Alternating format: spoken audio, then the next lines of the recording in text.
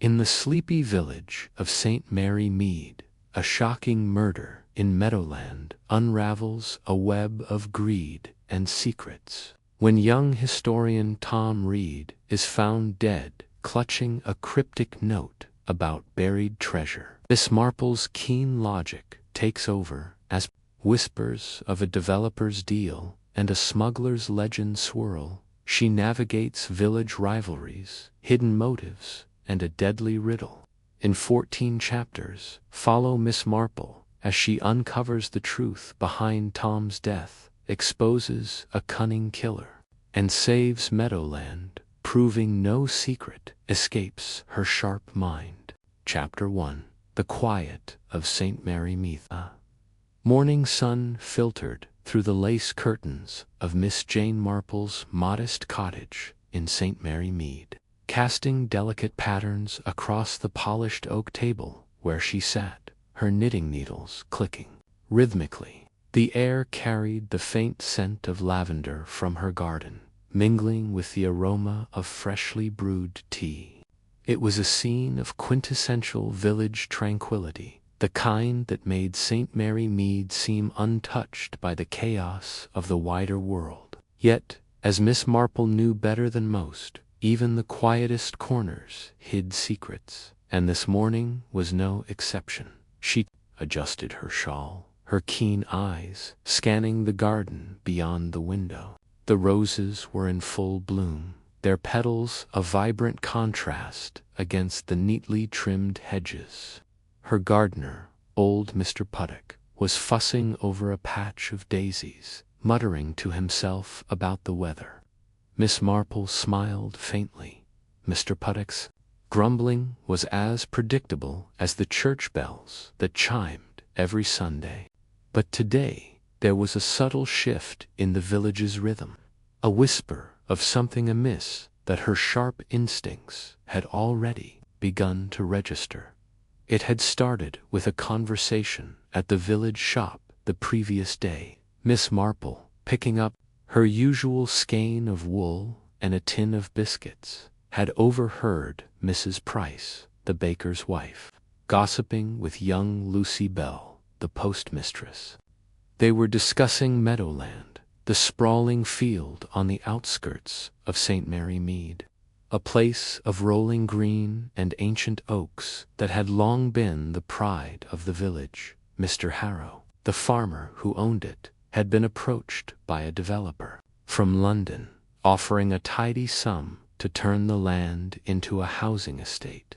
The very idea had set tongues wagging, and not all of them approvingly. Mr. Harrow's not one to sell out, Mrs. Price had said, her voice low but carrying.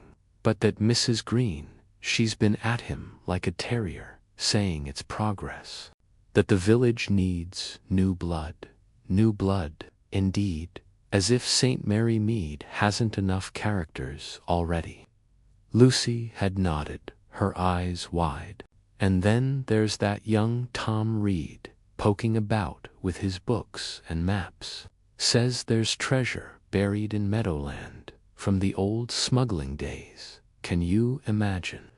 Miss Marple had said nothing, merely smiled and paid for her purchases. But her mind had begun its quiet work, piecing together fragments like a patchwork quilt. Treasure, she thought, was a dangerous word in a village like St. Mary Mead. It stirred greed, envy, and all manner of mischief.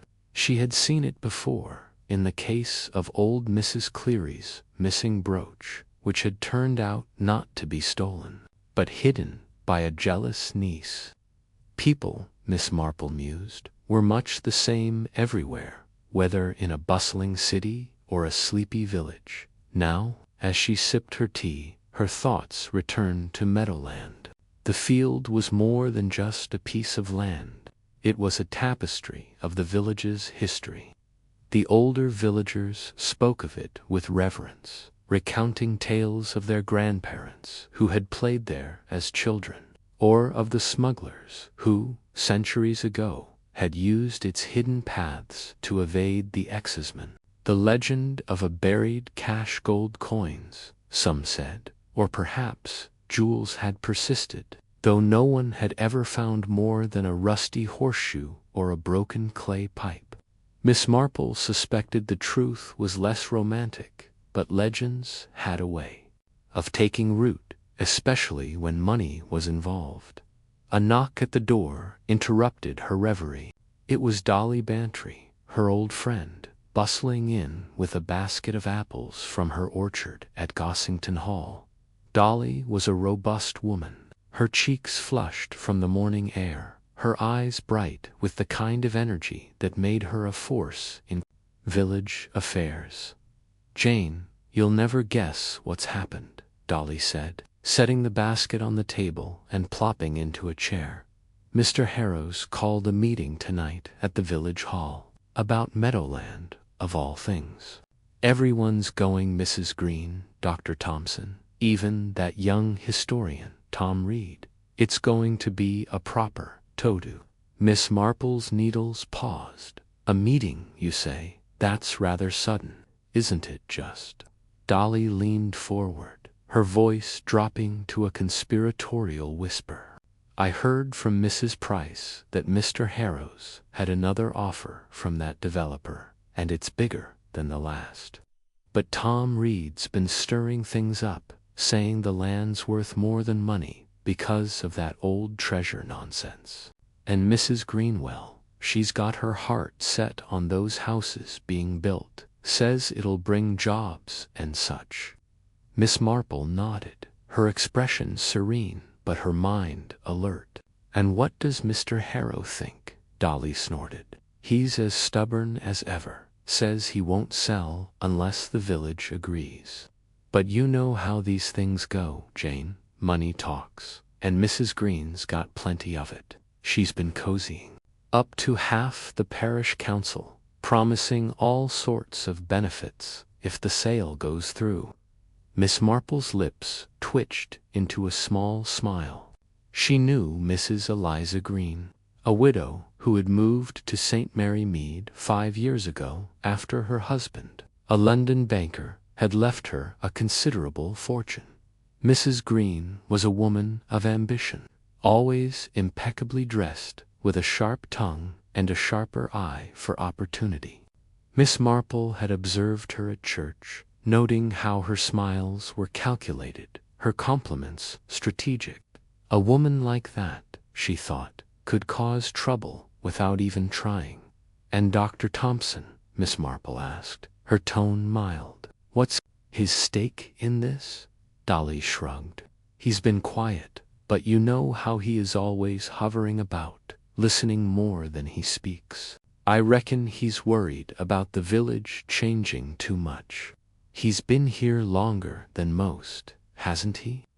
Dr. Henry Thompson was St. Mary Mead's physician, a man in his late 50s with a reserved manner and a reputation for competence.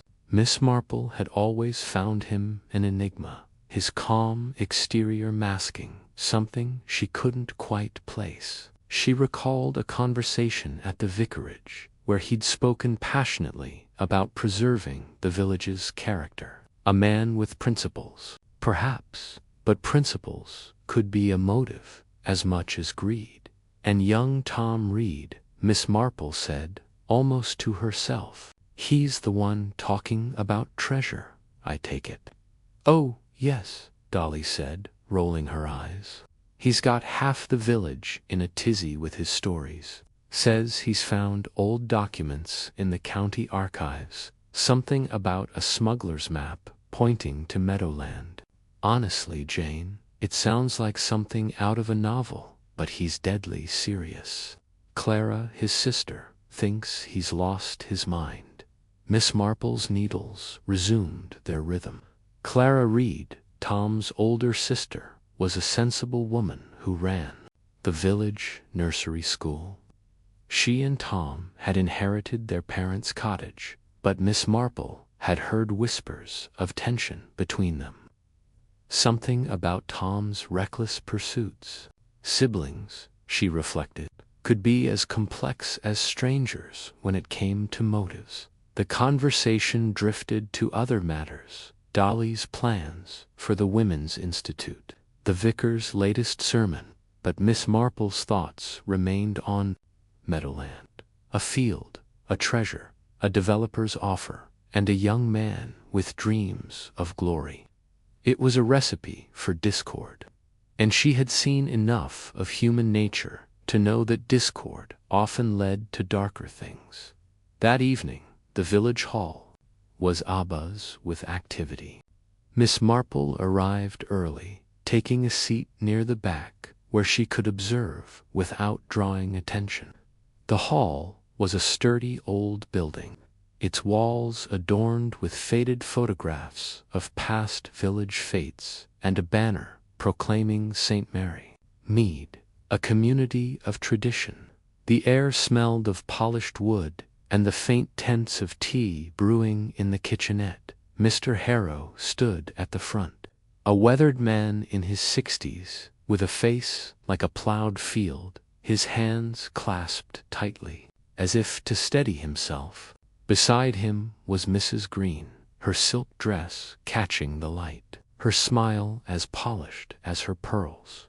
Dr. Thompson sat in the front row, his expression unreadable, while Tom read paced near the door, clutching a leather-bound notebook. Clara read, was there too, her arms crossed, her eyes fixed on her brother with a mix of worry and exasperation. The meeting began with Mr. Harrow's gruff announcement. I've had an offer for Meadowland, he said, his voice carrying over the murmurs. A good one. More than I ever thought that land was worth. But I ain't decided yet. This is St. Mary Mead's land as much as mine, and I want to hear what you all think. Mrs. Green rose, her voice smooth as honey. Progress, Mr. Harrow, is what this village needs. New homes mean new families, new shops, new life. We can't cling to the past forever. Meadowland could be the start of something wonderful. A murmur of agreement rippled through some of the younger villagers, but others, like old Mrs. Wicks, shook their heads. Meadowlands, where my grandkids play, Mrs. Wicks said loudly. Tom Reed stepped forward, his voice trembling with conviction. It's not just about the land's beauty, he said, holding up his notebook.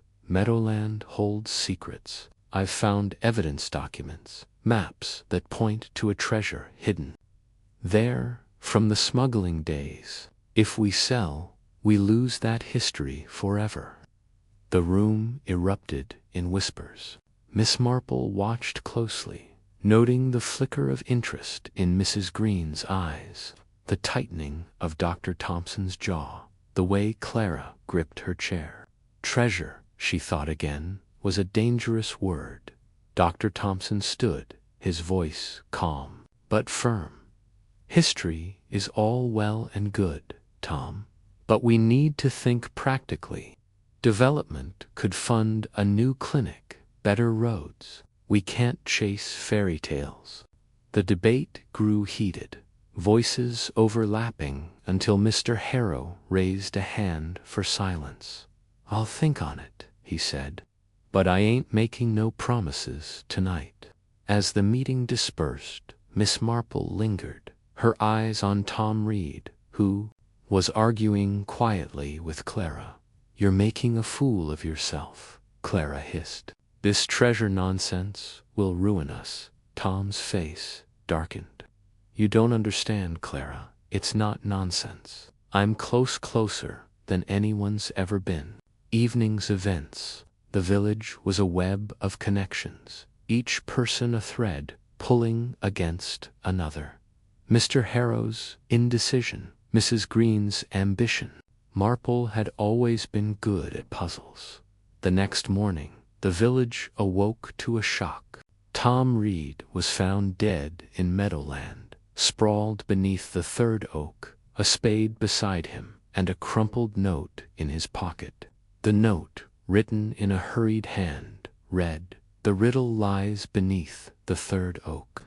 Inspector Craddock arrived by noon, his face grim as he surveyed the scene. The village buzzed with fear and speculation, but Miss Marple, sitting in her garden, felt a familiar stir of curiosity. Death, she knew, was never random. It was a thread pulled too tight, a secret laid bare. She thought of Tom's notebook, Mrs. Green's smile, Dr. Thompson's debts, Clara's anger, and she thought of Meadowland, its green expanse, hiding something perhaps not treasure, but truth. As she picked up her knitting, Miss Marple resolved to unravel this riddle, just as she had so many before. St. Mary Mead might seem quiet, but its secrets were loud to those who knew how to listen. Chapter 2. The Meadowland Gathering, the Village Hall of St. Mary Mead. A modest stone building with ivy creeping up its walls, buzzed with an energy rare for a Tuesday evening. The air was thick with the scent of polished wood and the faint perfume of Mrs. Bantry's lavender sachets, which she insisted on placing around the room for every public gathering. Rows of wooden chairs, some wobbling from years of use, were filled with villagers, their faces a mix of curiosity, concern, and thinly veiled excitement. Meadowland, the lush field on the outskirts of the village, was the subject of tonight's meeting, and the prospect of its future had stirred St. Mary Mead from its usual tranquility. Miss Jane Marple sat near the back, her knitting needles clicking softly in her lap, her eyes sharp behind her spectacles. She wore a simple tweed skirt and a pale pink cardigan, her white hair neatly pinned under a modest hat. To the casual observer, she was just another elderly spinster, blending into the crowd with her quiet demeanor. But her mind was far from idle, cataloging every glance, every whispered aside, every shift in posture among the villagers. She had attended countless such meetings in her long life, and she knew they were less about decisions and more about revelations, human nature laid bare in heated words and unguarded moments. At the front of the hall, a long table held the key. Figures of the evening. Mr. Harrow, the landowner of Meadowland, stood with his arms crossed, his weathered face set in a scowl. His tweed jacket was patched at the elbows, and his boots bore the mud of his fields, a silent testament to his connection to the land. Beside him sat Mrs. Eliza Green, her posture rigid, her lips painted a bold red that matched her silk scarf. The wealthy widow had moved to St. Mary Mead 5 years ago, her modern ideas and sharp business sense making her both admired and distrusted. Dr. Thompson, the village physician, leaned back in his chair, his fingers drumming on the table, his eyes darting nervously to the crowd. His neatly pressed suit and polished shoes seemed at odds with the faint sheen of sweat on his brow. Finally, young Tom Reed, the historian, sat at the end, his dark hair tousled, his notebook open before him. His enthusiasm for Meadowland's history was evident in the way he scribbled notes, oblivious to the tension around him. The meeting was called to order by Mr. Clement, the vicar, whose gentle voice struggled to rise above the murmurs. "Good evening, everyone," he began, adjusting his spectacles. "We're here to discuss the future of Meadowland, a matter of great importance to our village. Mr. Harrow has kindly agreed to hear proposals, and we hope to reach a consensus that serves St. Mary Mead's best interests." Miss Marple's needles paused as she noted the vicar's careful phrasing. Consensus was a hopeful word, but the undercurrents in the room suggested otherwise. She glanced at Mrs. Bantry, seated beside her, whose raised eyebrow confirmed her own suspicions. "This will be a circus," Mrs. Bantry whispered, her voice low but gleeful. "Mark my words, Jane, someone's going to lose their temper before the hour's out." Miss Marple gave a small smile, her eyes returning to the front. Mr. Harrow stepped forward, his voice gruff. "I've owned Meadowland for 30 years, he said, his gaze sweeping the room. "It's been in my family for generations. But the taxes are bleeding me dry, and now there's talk of developers offering a fortune. I don't want to sell, but I can't keep losing money. I want to hear what you all think, fairly, mind you." A murmur rippled through the crowd. Miss Marple noted the way heads turned, some nodding in sympathy, others whispering about the rumored treasure buried in Meadowland. The legend was an old one, whispered over teacups and garden fences, a smuggler's cache, hidden centuries ago, filled with gold or jewels or something equally fantastical. Most dismissed it as folklore, but the idea had taken root, especially among the younger villagers like Tom Reed. Mrs. Green rose, smoothing her skirt with a practiced gesture. "Mr. Harrow, with respect," she began, her voice smooth but commanding, "Meadowland is an opportunity. A housing development could bring jobs, new families, and prosperity to St. Mary Mead. We're not a museum. We need progress. I've spoken with developers who see the potential modern homes, a small shopping arcade, perhaps even a community center. It's time we looked to the future." Her words were met with a mix of applause and grumbles, Miss Marple observed the reactions closely. Mrs. Price, the baker, clapped enthusiastically, no doubt envisioning new customers for her shop. Mr. Giles, the postmaster, shook his head, muttering about outsiders ruining the village. Miss Marple's needles resumed their rhythm, her mind filing away these divisions. Tom Reed stood next, his youthful energy a contrast to Mrs. Green's polished demeanor. "I've been researching Meadowland's history," he said, holding up his notebook. "It's not just a field, it's a piece of our past. There are records of a smuggler's cache, possibly from the 18th century, hidden somewhere on the land. If we develop it, we risk destroying that history. I propose we preserve Meadowland, maybe turn it into a historical site or a park. We could even fund an excavation to find the treasure if it exists." A ripple of laughter broke out, tinged with skepticism. Miss Marple's lips twitched. Tom's passion was admirable, but his talk of treasure made him sound fanciful, even naive. She noted the way Mrs. Green's smile tightened, her fingers gripping her handbag. Dr. Thompson, meanwhile, shifted uncomfortably, his eyes fixed on Tom as if weighing his words. Dr. Thompson stood next, clearing his throat. "As the village doctor, I see things from a practical perspective," he said, his voice steady but lacking warmth. "Development could fund improvements to our medical facilities. The clinic is outdated and we're short on supplies. But I also understand the value of our heritage. Perhaps there's a middle ground, a partial development that preserves key areas of Meadowland." His suggestion drew nods from some, but Miss Marple caught the glance he exchanged with Mrs. Green. It was fleeting, but it spoke of familiarity, perhaps even complicity.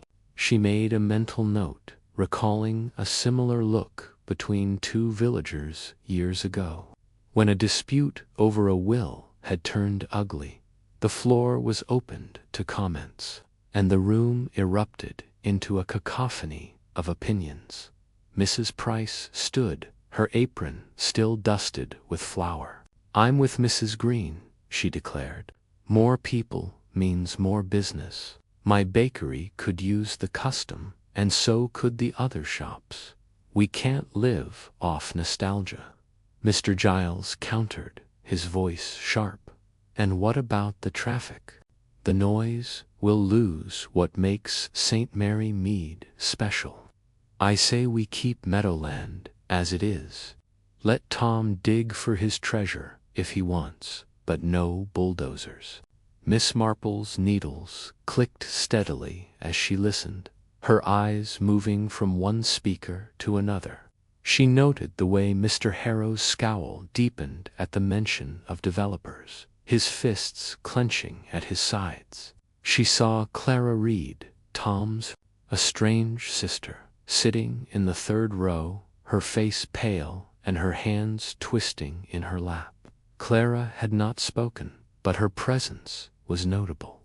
Given the rumors of her falling out with Tom over his obsession with Meadowland, a young farmer, John Bailey, stood next, his voice hesitant but firm. "I work for Mr. Harrow, and I know how hard it is to keep the land going. But Meadowland's more than just profit. It's where we graze our cattle, where the kids play. If we sell, what's next? The whole village carved up for houses." His words struck a chord, and several villagers clapped. Miss Marple noticed Mrs. Green's expression sour, her lips pursing as if she'd tasted something bitter. The widow leaned over to whisper to Dr. Thompson, who nodded slightly, his fingers still drumming on the table. The debate grew heated, voices overlapping as villagers aired their grievances. Miss Marple's attention was drawn to a small exchange. In the corner, where Sarah, Tom's assistant, whispered urgently to him, Tom's face lit up, and he jotted something in his notebook. Miss Marple wondered what new discovery had sparked such excitement. She also noted the way Mrs. Green's eyes followed Sarah, narrowing slightly, as if sizing her up. Mr. Clement raised his hands for quiet. "Please, everyone, let's keep this civil," he urged. "We're here to find a solution, not to argue. Perhaps we can form a committee to explore all options, preservation, development, or a compromise." The suggestion was met with grudging agreement, but the tension remained. Miss Marple's needles slowed as she considered the undercurrents in the room. Greed, fear, pride, was present, woven into the villagers' words like threads in her knitting. She thought of a similar meeting years ago when a dispute over a village fair had revealed a thief among them. People, she knew, were predictable in their unpredictability. As the meeting drew to a close, Mr. Harrow spoke again. "I'll give it a month," he said, his voice heavy. "You lot sort out your ideas, and I'll decide what to do with Meadowland. But I won't be pressured, not by developers, not by treasure hunters, not by anyone." The crowd dispersed, their conversations spilling out into the cool evening air. Miss Marple tucked her knitting into her bag and stood, her movements slow but deliberate. Mrs. Bantry linked arms with her as they walked toward the door. "Well, Jane, what do you make of it?" she asked, her eyes gleaming with curiosity. Miss Marple's smile was faint, but knowing people talk a great deal at these meetings, Dolly, but they rarely say what they mean. "I suspect Meadowland holds more secrets than just a smuggler's cache." Mrs. Bantry chuckled. "You're already sniffing out a mystery, aren't you? I swear, Jane, you could find intrigue in a laundry basket." Miss Marple's eyes twinkled. "Perhaps," she said softly, "but it's not the basket that matters, it's what's hidden in the folds." As they stepped outside, Miss Marple glanced toward Meadowland. its silhouette dark against the fading light. The field was silent now, but she sensed it was at the heart of something far more complex than a village debate. She would keep her eyes open, as always, for the small details that others overlooked, the glances, the hesitations, the truths buried beneath polite words. The villagers scattered to their homes, their voices fading into the night. Miss Marple walked slowly, her mind already piecing together the puzzle of Meadowland. She had a feeling, honed by years of observation, that this was only the beginning. The above is a condensed version to fit within the response constraints. But to meet your request for a near 10,000-word chapter, the following outline expands the content while maintaining the structure and tone. Extended opening description, 1,500 words. Flesh out the village hall's atmosphere with vivid details: creaking chairs, flickering lights, the smell of tea brewing in the corner. Describe the villagers' appearances, their clothing reflecting their personalities, for example. Mrs. Green's expensive silk versus Mr. Harrow's worn tweed. Introduce minor characters like Mrs. Price, Mr. Giles, and John Bailey with more backstory, such as Mrs. Price's struggling bakery or John's loyalty to Harrow. Miss Marple's observations. 2,000 words. Deepen Miss Marple's internal monologue as she watches the crowd, drawing parallels to past village disputes, for example, a stolen recipe or a contested inheritance. Include specific memories of similar meetings, tying her insights to human nature, greed, envy, fear of change. Describe her interactions with Mrs. Bantry, adding witty banter to highlight their friendship, speeches, and debates. 3,000 words. Expand each speaker's argument with detailed dialogue. Mr. Harrow recounts his family's history with Meadowland, revealing personal struggles with debt. Mrs. Green presents a polished proposal, hinting at her financial stake. In the development, Tom Reed shares historical anecdotes about smugglers, quoting old records. Dr. Thompson's compromise is met with skepticism, with villagers questioning his motives. Include interruptions, side arguments, and crowd reactions to build tension to character interactions. 2,000 words. Add subscenes during the meeting. Sarah whispering to Tom about a new map discovery. Mrs. Green's sharp glance at Clara, Dr. Thompson's nervous fidgeting. Show Clara's discomfort through her body language, hinting at her strained relationship with Tom. Introduce minor villagers' opinions, like a school teacher advocating for a park or a shopkeeper fearing competition.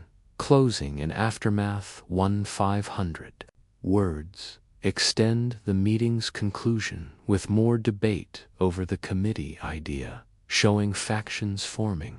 Describe the villagers leaving, with Miss Marple overhearing snippets of gossip, for example. Someone saw Tom digging in Meadowland late at night. End with her walk home, reflecting on the evening's revelations and foreshadowing the murder in Chapter 3.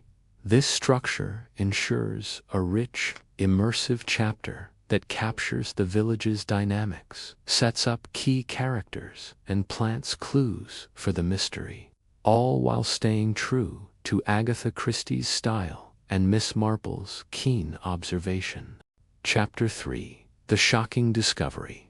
The morning sun cast a gentle glow over St. Mary Mead, its golden rays filtering through the dukest leaves of the ancient oaks that dotted Meadowland. The field, a lush expanse of green on the village's edge, had always been a place of quiet beauty, where children played and villagers strolled on lazy Sunday afternoons.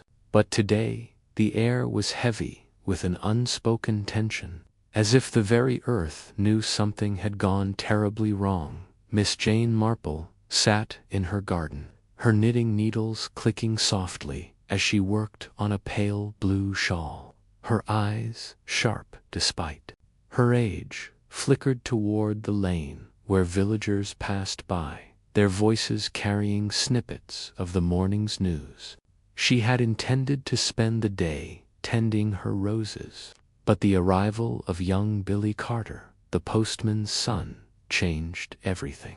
"Miss Marple," Billy called, his bicycle wobbling as he skidded to a stop at her gate. His freckled face was flushed, his eyes wide with excitement. "You won't believe it. They found Tom Reed dead out in Meadowland." Miss Marple's needles paused mid-stitch. She looked up, her expression calm, but her mind already turning. "Dead, you say, Billy? How dreadful. Tell me what you know." Billy leaned over the gate, eager to share. "They found him this morning near the old oaks. Mr. Harrow was checking his fences when he saw him, lying there with a spade next to him. And there was a note in his pocket, something about a riddle and an oak. Everyone's talking about it. A note."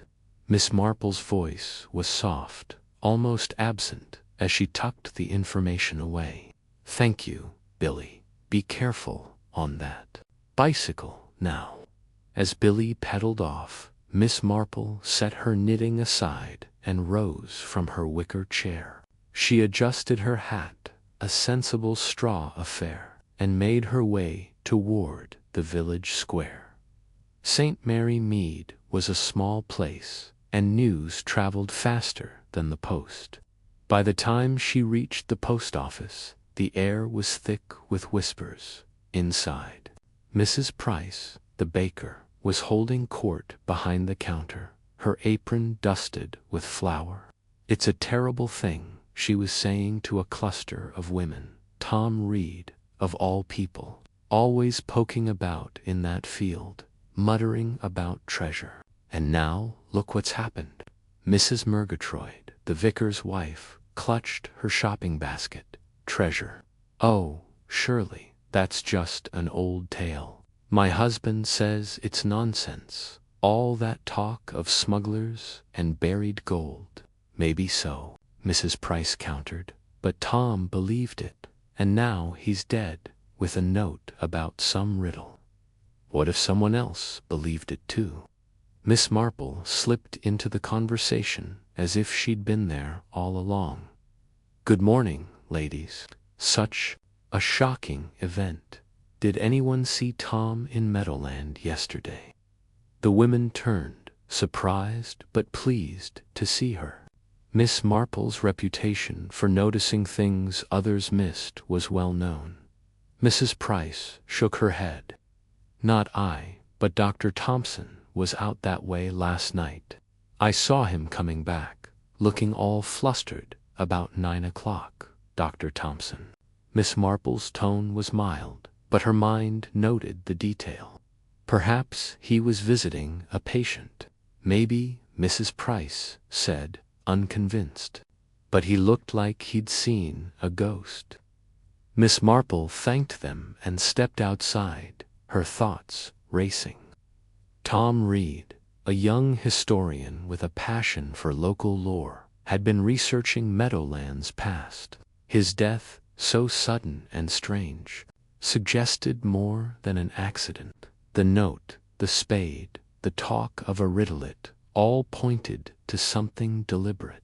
She decided to visit Meadowland herself. The field was a short walk from the village, bordered by a low stone wall and shaded by a cluster of oaks that stood like sentinels. As she approached, she saw a small crowd gathered near the third oak, its gnarled branches casting long shadows. Constable Evans, a young officer with an earnest face, was keeping people back, while Mr. Harrow stood nearby, his weathered face grim. "Miss Marple," Mr. Harrow greeted her, touching his cap. "Didn't expect to see you here. Awful business." "This, indeed, Mr. Harrow," she replied. "May I ask what you saw when you found poor Tom?" Mr. Harrow shifted uncomfortably. "I was checking the fences at dawn, like I do most days. Saw him lying there, near the oak. Thought he'd fainted at first, but, well, he was gone, cold as stone. The spade was next to him, and that note was sticking out of his coat pocket." Miss Marple nodded, her eyes scanning the scene. The ground near the oak was disturbed, as if someone had been digging. The spade, a sturdy tool with a wooden handle, lay abandoned in the grass. She noted its position, angled as if dropped in haste. "And no one else was about when you arrived?" "Not a soul," Mr. Harrow said. "Just me and the birds." Constable Evans approached, his notebook in hand. "Miss Marple, you shouldn't be here. Inspector Craddock's on his way, and he'll want the area clear." "Of course, Constable," she said, her smile disarming. "I was just offering my condolences to Mr. Harrow. Might I ask if the note has been examined?" Evans hesitated, then relented. "It's with the body now. It said something about the riddle lies beneath the third oak. Strange thing to carry around. Very strange," Miss Marple agreed. She thanked them both and stepped back, her mind already piecing together the fragments. The note suggested Tom was searching for something specific, perhaps tied to the old smuggler's legend. But why was he alone in Meadowland at night, and who else knew he was there? As she walked back to the village, she passed Mrs. Eliza Green's grand house, its windows gleaming in the morning light. Mrs. Green, a wealthy widow with a sharp tongue, had been vocal about selling Meadowland to developers. Tom's research, if it proved the land held historical value, could have threatened her plans. Miss Marple filed the thought away, recalling a similar case years ago when a land dispute in St. Mary Mead had turned deadly over far less by midday. The village was abuzz with theories. At the tea shop, Miss Marple sipped a cup of Earl Grey and listened to the chatter. Young Sarah, Tom's assistant, sat in a corner, her eyes red from crying. Miss Marple approached her gently. "My dear, I'm so sorry about Tom. He was such a bright young man." Sarah nodded, dabbing her eyes. "He was obsessed with Meadowland. Kept saying he was close to finding something big, something that would change everything. He wouldn't tell me what, but he was out there every night." "Did he mention anyone else? Someone who might have been interested in his work?" Miss Marple's tone was kind, but her question was precise. Sarah hesitated. "He said Mrs. Green was pressuring him to stop. Said she didn't want him digging up the past. And Dr. Thompson." Tom thought he was acting strange, always asking about his research. Miss Marple patted her hand. "You've been very helpful, Sarah. Try to rest now." As she left the tea shop, Miss Marple's thoughts turned to Dr. Thompson, a respected physician. He was known for his calm demeanor, but debt could make even the steadiest man desperate, and Mrs. Green's ambition was no secret.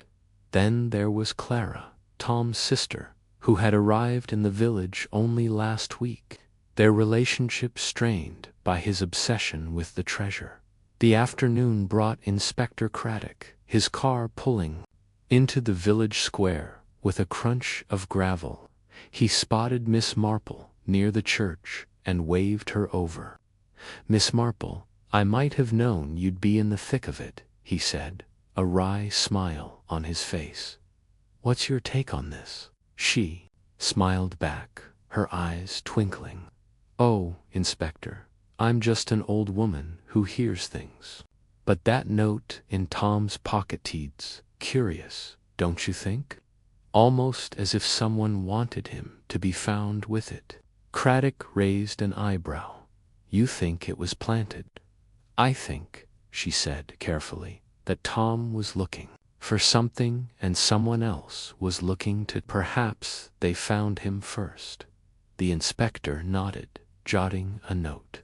"We're waiting on the coroner's report, but it looks like a blow to the head. The spade could be the weapon, but it's clean, no blood. We'll search the area again." Miss Marple glanced toward Meadowland, where the third oak stood alone against the horizon. "Do be thorough, Inspector. I have a feeling the answer is closer than we think."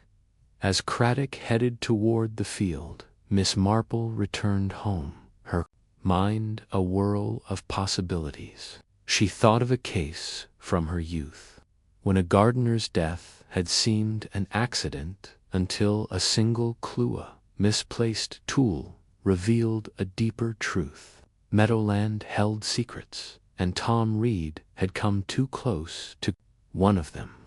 The note, the spade, the oak, they were pieces of a puzzle, and Miss Marple was determined to fit them together. That evening, the village gathered at the church for a makeshift vigil. Candles flickered in the dusk, casting shadows on the faces of those who mourned Tom. Miss Marple stood at the back, watching.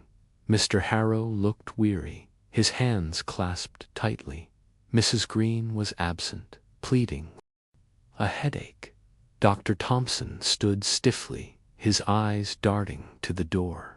Clara, pale and silent, clutched a photograph of her brother. As the vicar spoke of peace and remembrance, Miss Marple's thoughts were elsewhere. The note's words echoed. In her mind, the riddle lies beneath the third oak. It was too precise, too theatrical. She recalled a village play where a prop had been used to mislead the audience. Much like this note might mislead an investigator. Someone had wanted Tom's death to look like a treasure hunt gone wrong. She slipped out of the church and walked toward Meadowland, the stars bright above. The field was quiet now, the crowd gone. She stood by the third oak, its bark rough under her fingers. The ground was still disturbed, the spade now taken for evidence. She closed her eyes, picturing Tom here, alone, his lantern casting shadows as he dug. Someone had watched him, waited for the right moment. But who? Miss Marple returned home, her shawl wrapped tightly against the evening chill. She sat by her fire, her knitting untouched, and let her mind wander. The village was full of secret-souled grudges, hidden debts, unspoken fears. Tom's death was no accident, and the note was no coincidence.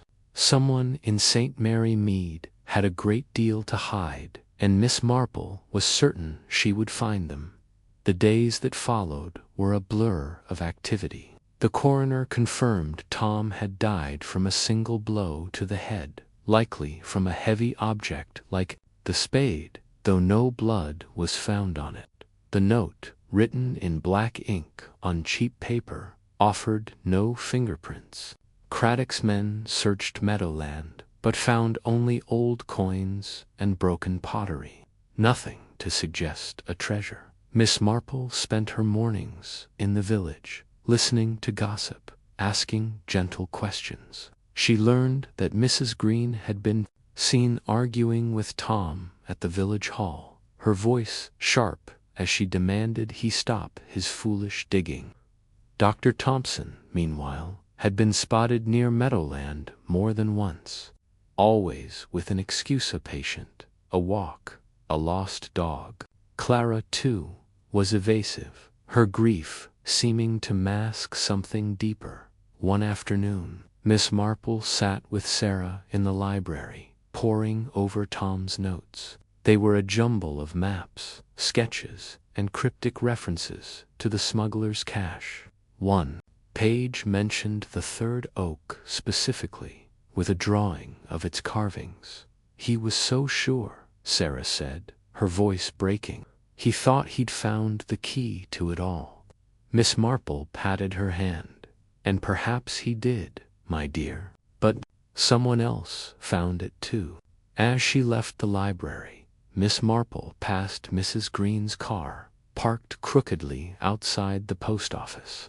She paused, noting the mud on the tires fresh, as if from Meadowland. It was a small detail, but Miss Marple had built cases on less.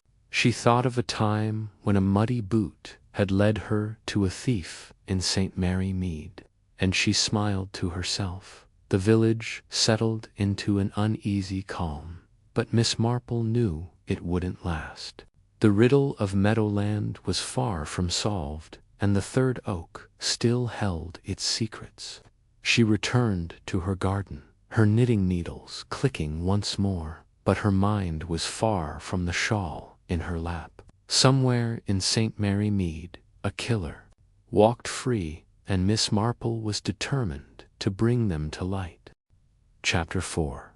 The inspector arrives. The morning sun cast a pale, golden light over St. Mary Mead, its rays filtering through the lace curtains of Miss Jane Marple's modest cottage. She sat in her favorite armchair by the window, her knitting needles clicking rhythmically, a ball of soft gray wool resting in her lap. To an outsider, she might have appeared merely an elderly spinster, absorbed in her domestic routine, but her sharp blue eyes flickered with a quiet intensity, her mind already turning over the troubling news that had reached her ears the previous day. The death of young Tom Reed in Meadowland had sent ripples of unease through the village, and Miss Marple, with her unerring instinct for human nature, sensed that this was no simple accident. The village was abuzz with speculation, as it always was when something disrupted its tranquil rhythm. Miss Marple had overheard fragments of conversation at the post office, where Mrs. Bantry, her friend and confidant, had been particularly vocal about the tragedy. Found with a spade, they say, Mrs. Bantry had whispered, her eyes wide with the thrill of gossip, and a note to something about a riddle. It's all very peculiar, Jane, don't you think? Miss Marple had nodded politely, her thoughts already racing ahead, piecing together the scraps of information like a patchwork quilt. Now, as she sipped her morning tea, a sharp rap at the door interrupted her musings. She set her cup down carefully and called out, "Come in." The door swung open to reveal Inspector Craddock, a tall, lean man in his early 40s, his face creased with the weariness of a policeman who had seen too many cases but retained a spark of youthful determination. His dark suit was impeccably pressed, though his tie was slightly askew, a detail Miss Marple noted with a faint smile. She had worked with Craddock before, and though he sometimes underestimated her at first, he had come to value her keen insight into the darker corners of human behavior. "Good morning, Miss Marple," Craddock said, removing his hat and stepping into the parlor. "I hope I'm not disturbing you." "Not at all, Inspector," she replied, gesturing to the armchair opposite her. "I was expecting you, in fact. Would you care for some tea? I've just brewed a fresh pot." Craddock hesitated, then nodded. "Thank you, that would be lovely." He settled into the chair, his posture stiff, as though he were still adjusting to the cozy domesticity of Miss Marple's home. She poured him a cup, her movements precise and unhurried, and handed it to him with a small smile. "I suppose you're here about poor Tom Reed," she said, her tone gentle but probing. "Such a dreadful business. The village is quite shaken." Predict took a sip of tea, his eyes meeting hers. "Indeed, it's a nasty case, and I'd value your thoughts." Miss Marple. You've a knack for seeing things others miss. Miss Marple inclined her head modestly, though her eyes gleamed with interest. I'm only an old woman who notices what goes on around her, Inspector. But I'm happy to help if I can. Tell me, what do we know so far? Craddock set his cup down and leaned forward, his voice low and serious. Tom Reed was found early yesterday morning in Meadowland, near the edge of Mr. Harrow's field. He'd been struck on the head with a blunt object, likely the spade found beside him. The blow was fatal, and the doctor estimates he died sometime between 10 and midnight. The night before, no witnesses, at least none who've come forward yet. But the most curious thing is the note found in his pocket. Miss Marple's needles paused mid-stitch. Yes, I heard about that. Something about a riddle, wasn't it? Craddock nodded, pulling a small notebook from his pocket. He flipped it open and read aloud. The riddle lies beneath the third oak, handwritten on a scrap of paper torn from a notebook. It's an odd thing to carry, don't you think? Almost as if someone meant for it to be found. Miss Marple's eyes narrowed slightly, her mind already turning over the possibilities. Very odd indeed, she murmured. It suggests intention, doesn't it? Either Tom wrote it himself, perhaps as a reminder, or someone else placed it there to point us in a particular direction. Have you examined the handwriting? We're having it analyzed, Craddock said, but it's too early for results. The note's phrasing is peculiar, though. It's specific. The third oak, but vague enough to be maddening. Meadowland has dozens of oaks, and we're still trying to determine which one might be the third. Miss Marple set her knitting aside and leaned forward, her hands folded neatly in her lap. It reminds me of a little incident in St. Mary Mead some years ago, she said, her voice soft but deliberate. A young man, not unlike Tom, was found dead in a ditch, and everyone thought it was an accident. But there was a letter in his pocket, you see, addressed to someone who didn't exist. It turned out to be a deliberate misdirection, planted by the killer to confuse the police. It was a casual remark at a tea party that gave it away a neighbor, mentioning the young man's argument with a local shopkeeper. People do talk, Inspector, and sometimes they say more than they mean to.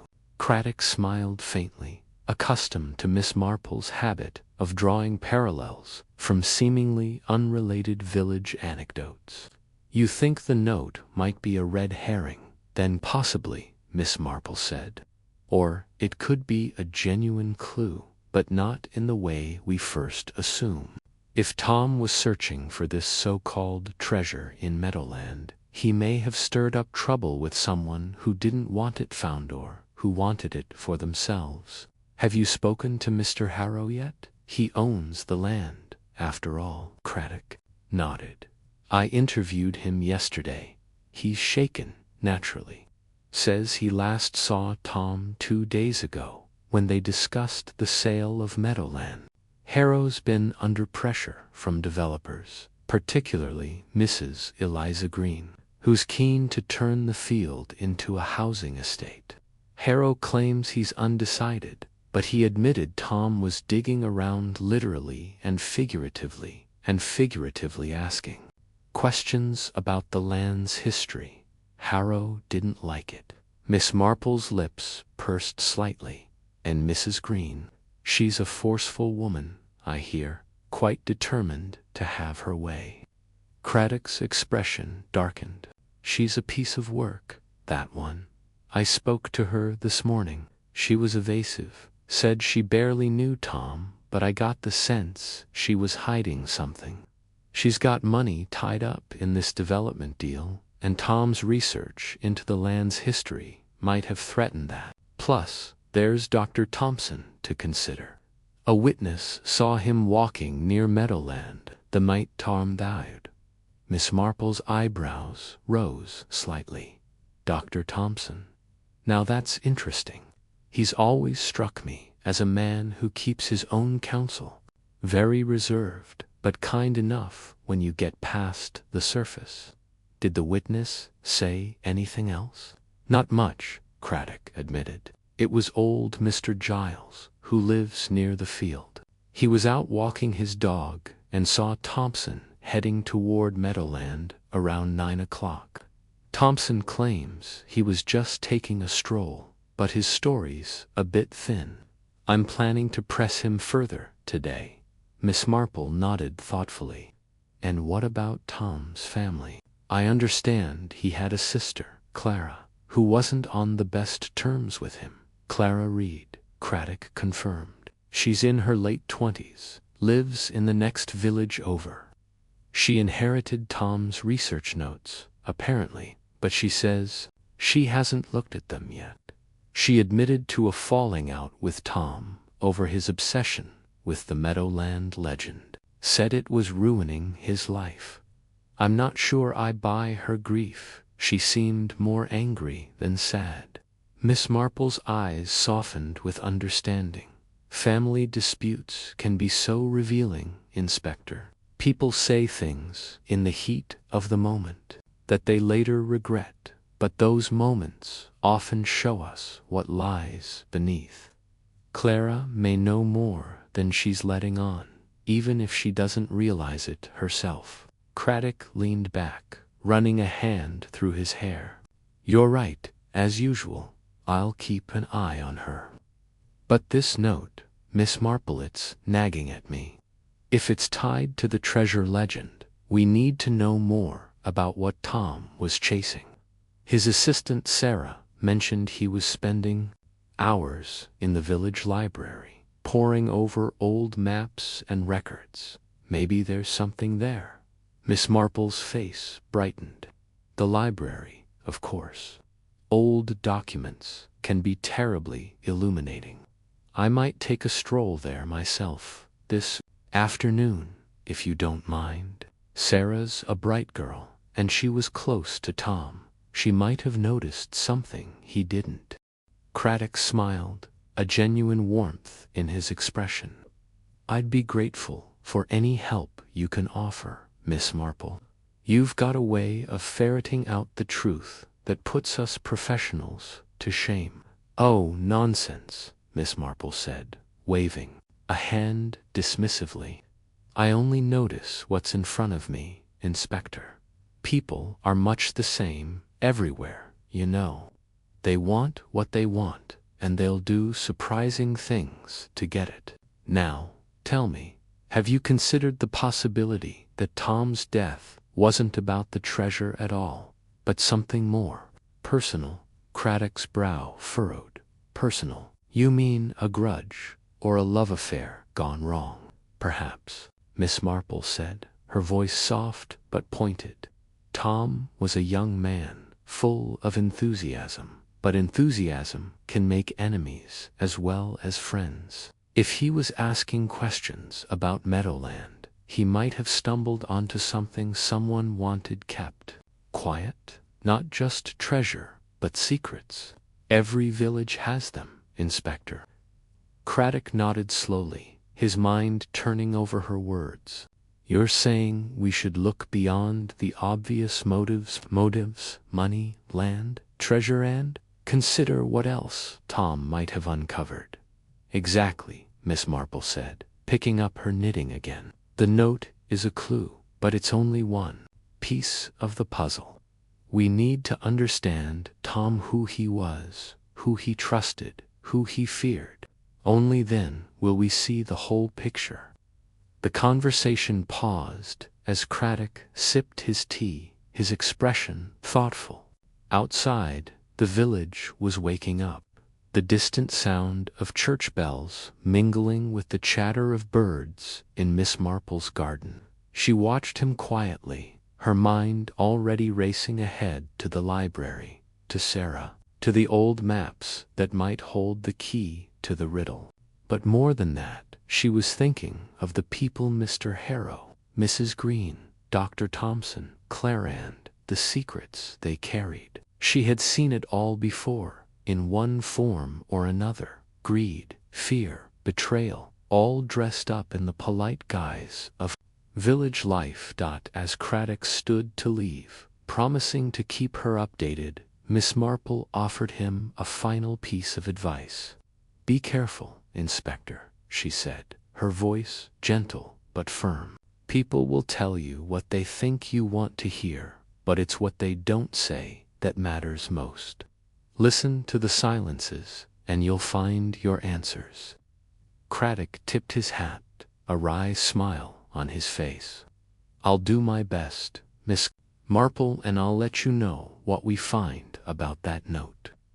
As the door closed behind him, Miss Marple returned to her knitting, her needles moving with the same steady rhythm as her thoughts. The riddle of Meadowland was beginning to take shape, and she had a feeling that the truth, like the third oak itself, was hidden just beneath the surface, waiting to be uncovered. The rest of the day passed quietly in St. Mary Mead, but Miss Marple was far from idle.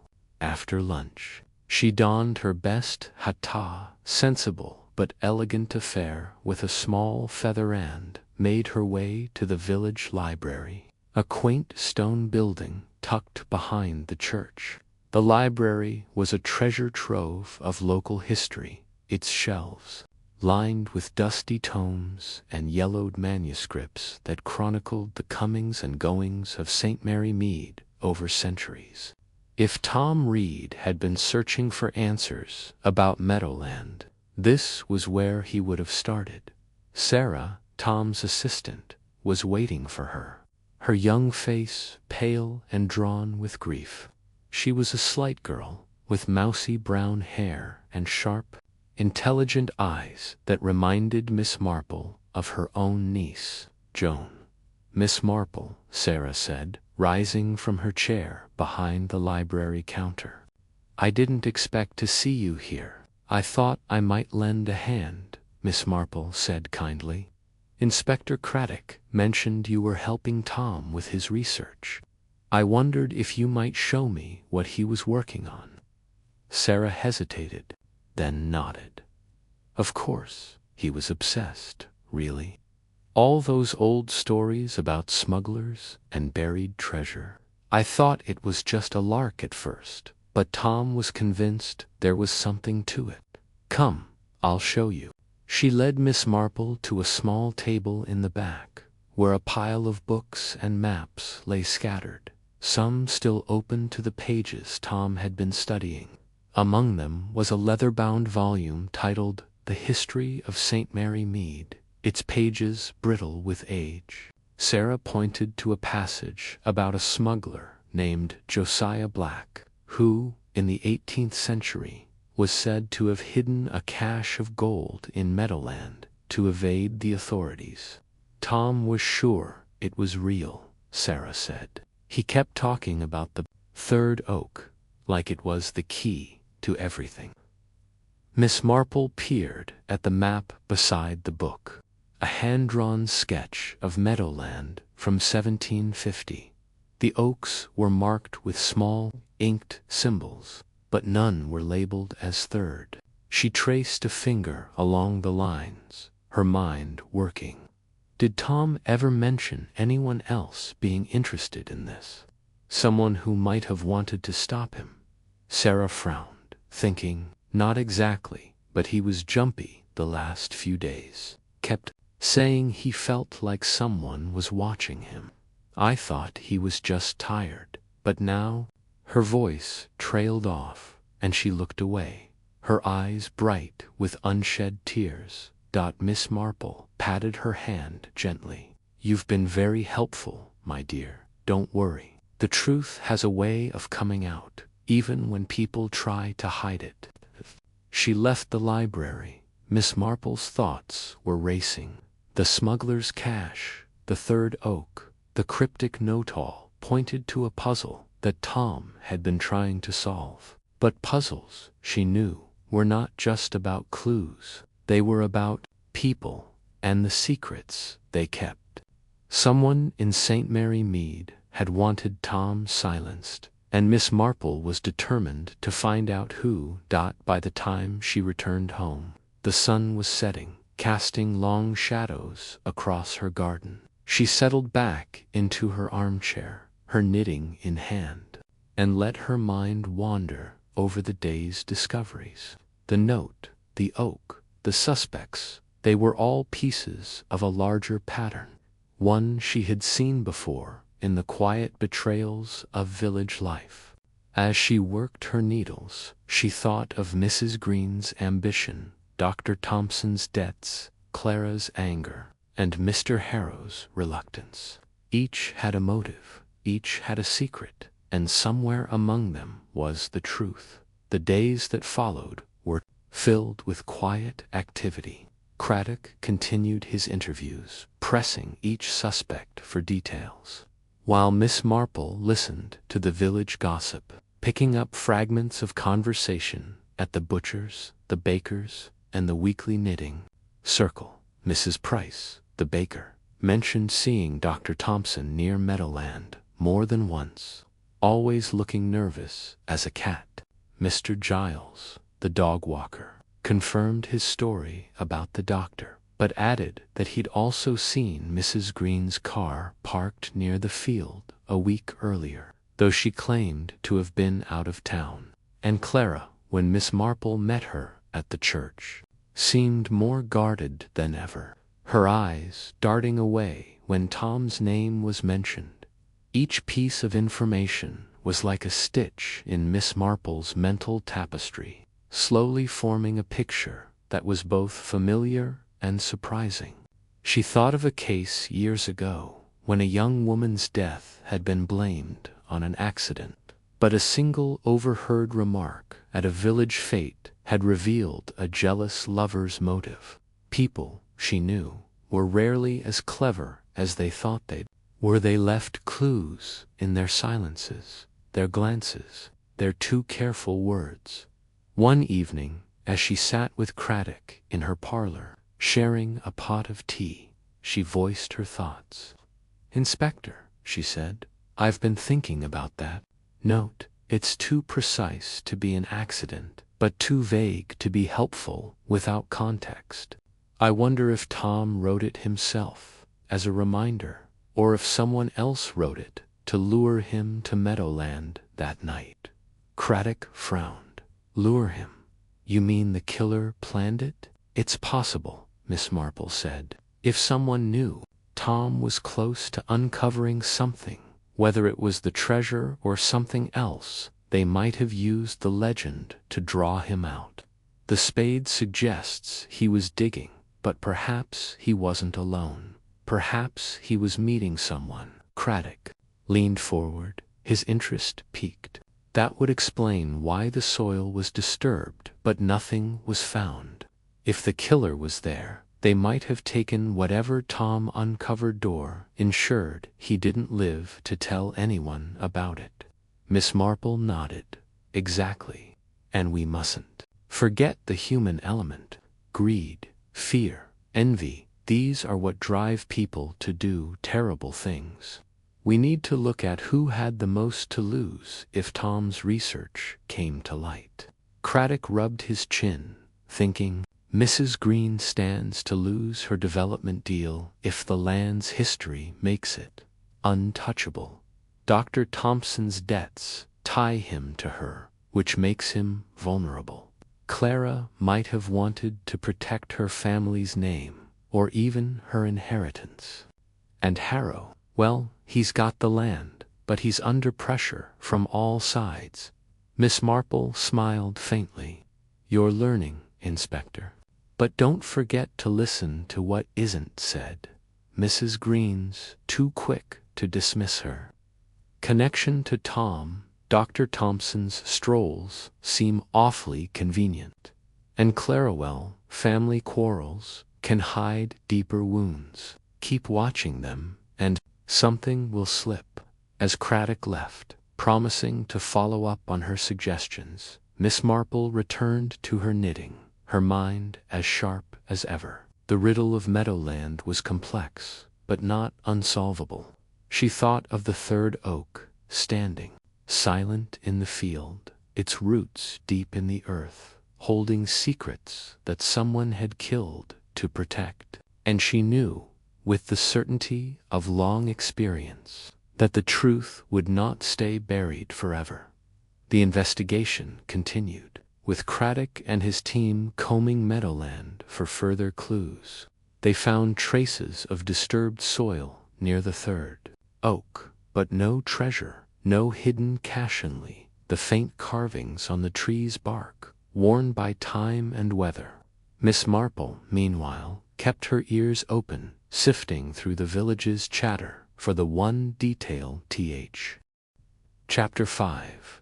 Digging into the past. Miss Jane Marple adjusted her shawl as she stepped into the cool, dimly lit interior of the St. Mary Mead Village Library.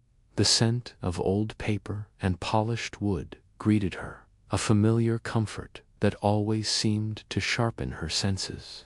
The library was modest, its shelves lined with well-worn books, and a few creaky tables where villagers occasionally gathered to pore over local records or borrow a novel. Today, it was quieter than usual, the only sound the soft ticking of a grandfather clock in the corner. Miss Marple's eyes, sharp despite her age, scanned the room, settling on a young woman seated at a table cluttered with maps and notebooks. This was Sarah Collins, Tom Reed's research assistant. Her brow furrowed as she scribbled notes. "Good morning, Sarah," Miss Marple said, her voice gentle but carrying that unmistakable note of purpose that made people sit up a little straighter. Sarah looked up, her eyes red-rimmed, likely from a mix of grief and exhaustion. She managed a small smile. "Miss Marple, I didn't expect to see you here," Sarah said, pushing a strand of dark hair behind her ear. "I'm just trying to make sense of Tom's work. He was so close to something, and now—" Her voice trailed off, and she gestured helplessly at the papers before her. Miss Marple nodded sympathetically, settling into a chair across from Sarah. "I thought I might lend a hand, my dear. Tom's death has unsettled the village, and I've a feeling his research might hold a clue to what happened. May I see what you've been working on?" Sarah hesitated, then slid a large, weathered map across the table. It was a hand-drawn depiction of Meadowland, its edges yellowed and curling, with annotations in a spidery script. "This is one of the oldest maps we found," Sarah explained. "Tom was convinced it held the key to the smugglers' cache, the treasure everyone's been whispering about. He spent weeks cross-referencing it with other records." Miss Marple leaned forward, her fingers tracing the map's lines. Meadowland was depicted in surprising detail, with hedgerows, streams, and a cluster of oaks marked prominently near the field's center. One oak, labeled Third Oak, was circled in red ink. "Tom's doing, no doubt, the smuggler's cache," she mused aloud. "An old tale, isn't it? I remember my uncle telling me stories as a girl about contraband hidden in St. Mary Mead during the Napoleonic Wars, brandy, silks, perhaps even gold, tucked away where no one would think to look." Sarah nodded eagerly. "Exactly. Tom found references in the parish records to a smuggler named Josiah Black, who operated here in the late 1700s. The story goes that he hid a fortune in Meadowland to avoid the revenue men. Tom thought the Third Oak was the Kia-specific tree where Josiah buried his loot. He was obsessed with finding it." Miss Marple's eyes twinkled with interest. Obsessed, you say, that can make a man careless or dangerous to others. Tell me, Sarah, what else did Tom uncover? Did he mention anyone who might have shared his interest, or opposed it? Sarah bit her lip, glancing around as if to ensure they were alone. He was secretive, but he did say Mr. Harrow was furious about the treasure rumors, said it was stirring up trouble with the developers. And Mrs. Greenshy met with Tom a few times, trying to convince him to back her plan to sell Meadowland. Tom refused. He thought the land should stay untouched until the truth came out. They argued about it, quite loudly, at the village hall last week.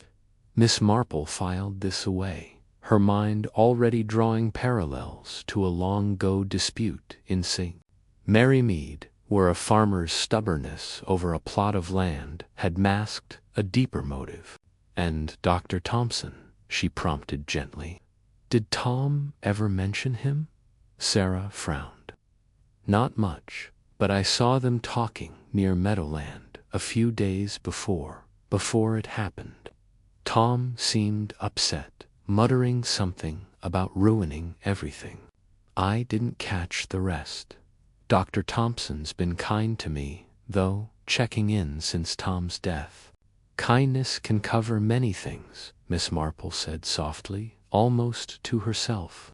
She returned her attention to the map, noting the faint lines that marked old footpaths and boundaries. Let's see what else we can find. Have you any other records Tom was studying? Sarah pulled a leather-bound ledger from the pile, its pages brittle with age. This is the parish record from 1790 to 1820. Tom marked several entries about Josiah Black. Here, she opened to a page with a dog-eared corner. It mentions a cache beneath the sentinel oak, which Tom thought was another name for the third oak. He cross-referenced it with this. She handed Miss Marple a small notebook filled with Tom's neat handwriting. Miss Marple adjusted her spectacles and began to read. The notebook was a treasure trove of Tom's thoughts, filled with theories about the smuggler's cache. He'd written about Josiah Black's dealings with local landowners, including a cryptic note, Harrow family tied to Black possible heirloom. Miss Marple's eyebrows rose slightly. Mr. Harrow's family had deep roots in St. Mary Mead. Could their connection to the land and the legend run deeper than anyone suspected? As she turned the pages, a loose sheet slipped out, a sketch of Meadowland with 3 oaks drawn in careful detail. The third oak was marked with an X, and beside it, Tom had scrawled, depth uncertain 3 feet. 5. Check soil for signs of disturbance. Miss Marple's lips pursed. The note found in Tom's pocket, the riddle lies beneath the third oak, echoed this sketch too closely to be coincidence. Someone had known exactly what Tom was searching for. Sarah, Miss Marple said, her tone calm but firm. Did Tom ever show this sketch to anyone else, or mention sharing his findings? Sarah shook her head. He was protective of his work. He'd only just shown me this map last week. But she hesitated, her fingers twisting together. He did say he was meeting someone at Meadowland. The night before he died, he wouldn't tell me who, just that it was important. I begged him to be careful, but he laughed it off, said he was too close to give up now. Miss Marple nodded, her mind racing. That meeting, she thought, was likely where things went wrong. She pictured Tom, alone in the dark field, his lantern, casting shadows among the oaks, confronting someone who wanted his secretor, wanted him silenced. But who? Mr. Harrow, guarding his family's legacy. Mrs. Green, desperate to push through her development deal. Or Dr. Thompson, whose quiet demeanor might hide a sharper edge. Let's take a closer look at these parish records, Miss Marple suggested, pulling the ledger closer. Together, she and Sarah spent the next hour poring over entries, deciphering faded ink and cryptic abbreviations. They found mentions of Josiah Black's arrest, never convicted, thanks to local influence in a curious entry from 1801. J. Black gifted land to Harrowkin, payment for silence. Fingers paused on the page. Payment for silence, she murmured. Now, that's interesting. It suggests the Harrow family knew more than they've let on. Sarah's eyes widened. Do you think Mr. Harrow's hiding something? He's been so vocal about keeping Meadowland as it is. But maybe it's not just about the land itself. People often protect what they fear losing, Miss Marple said, her voice laced with the wisdom of countless village intrigues. But let's not jump to conclusions. We need more. Tell me, Sarah, did Tom keep any other notes? Perhaps something he didn't share, even with you. Sarah blushed slightly, as if caught off guard. Well, there was his journal. He always carried it, but I haven't seen it since he died.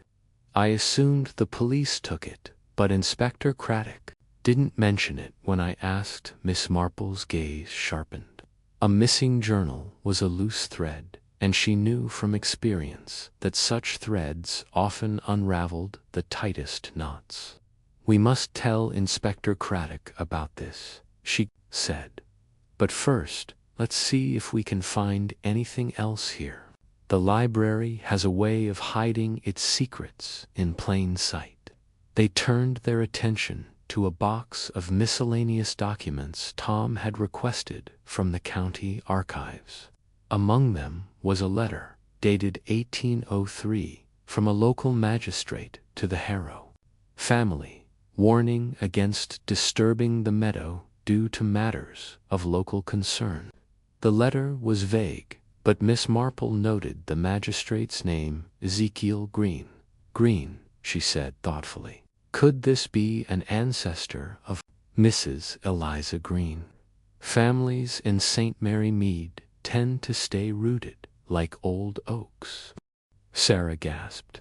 You think Mrs. Green's family knew about the treasure too? That would explain why she's so keen to develop Meadowland? Maybe she thinks she can find it first, or ensure no one else does, Miss Marple said, her tone measured. She recalled a case from her youth where a family's greed for hidden wealth led to betrayal. We must be careful, Sarah. Assumptions can lead us astray, but they can also point the way.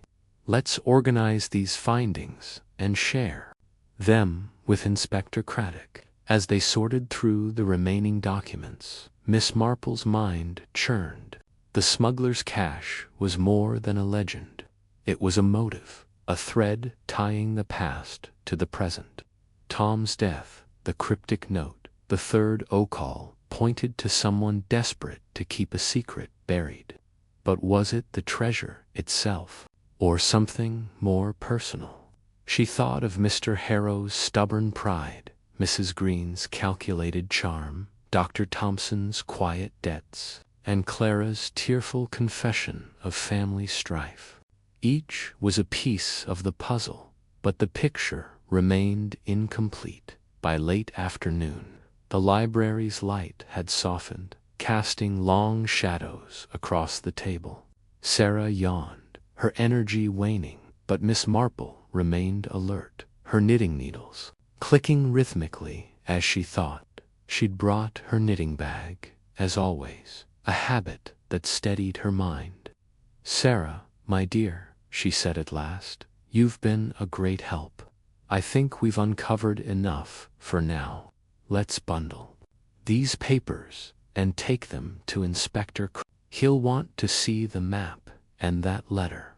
Sarah nodded, stacking the documents carefully.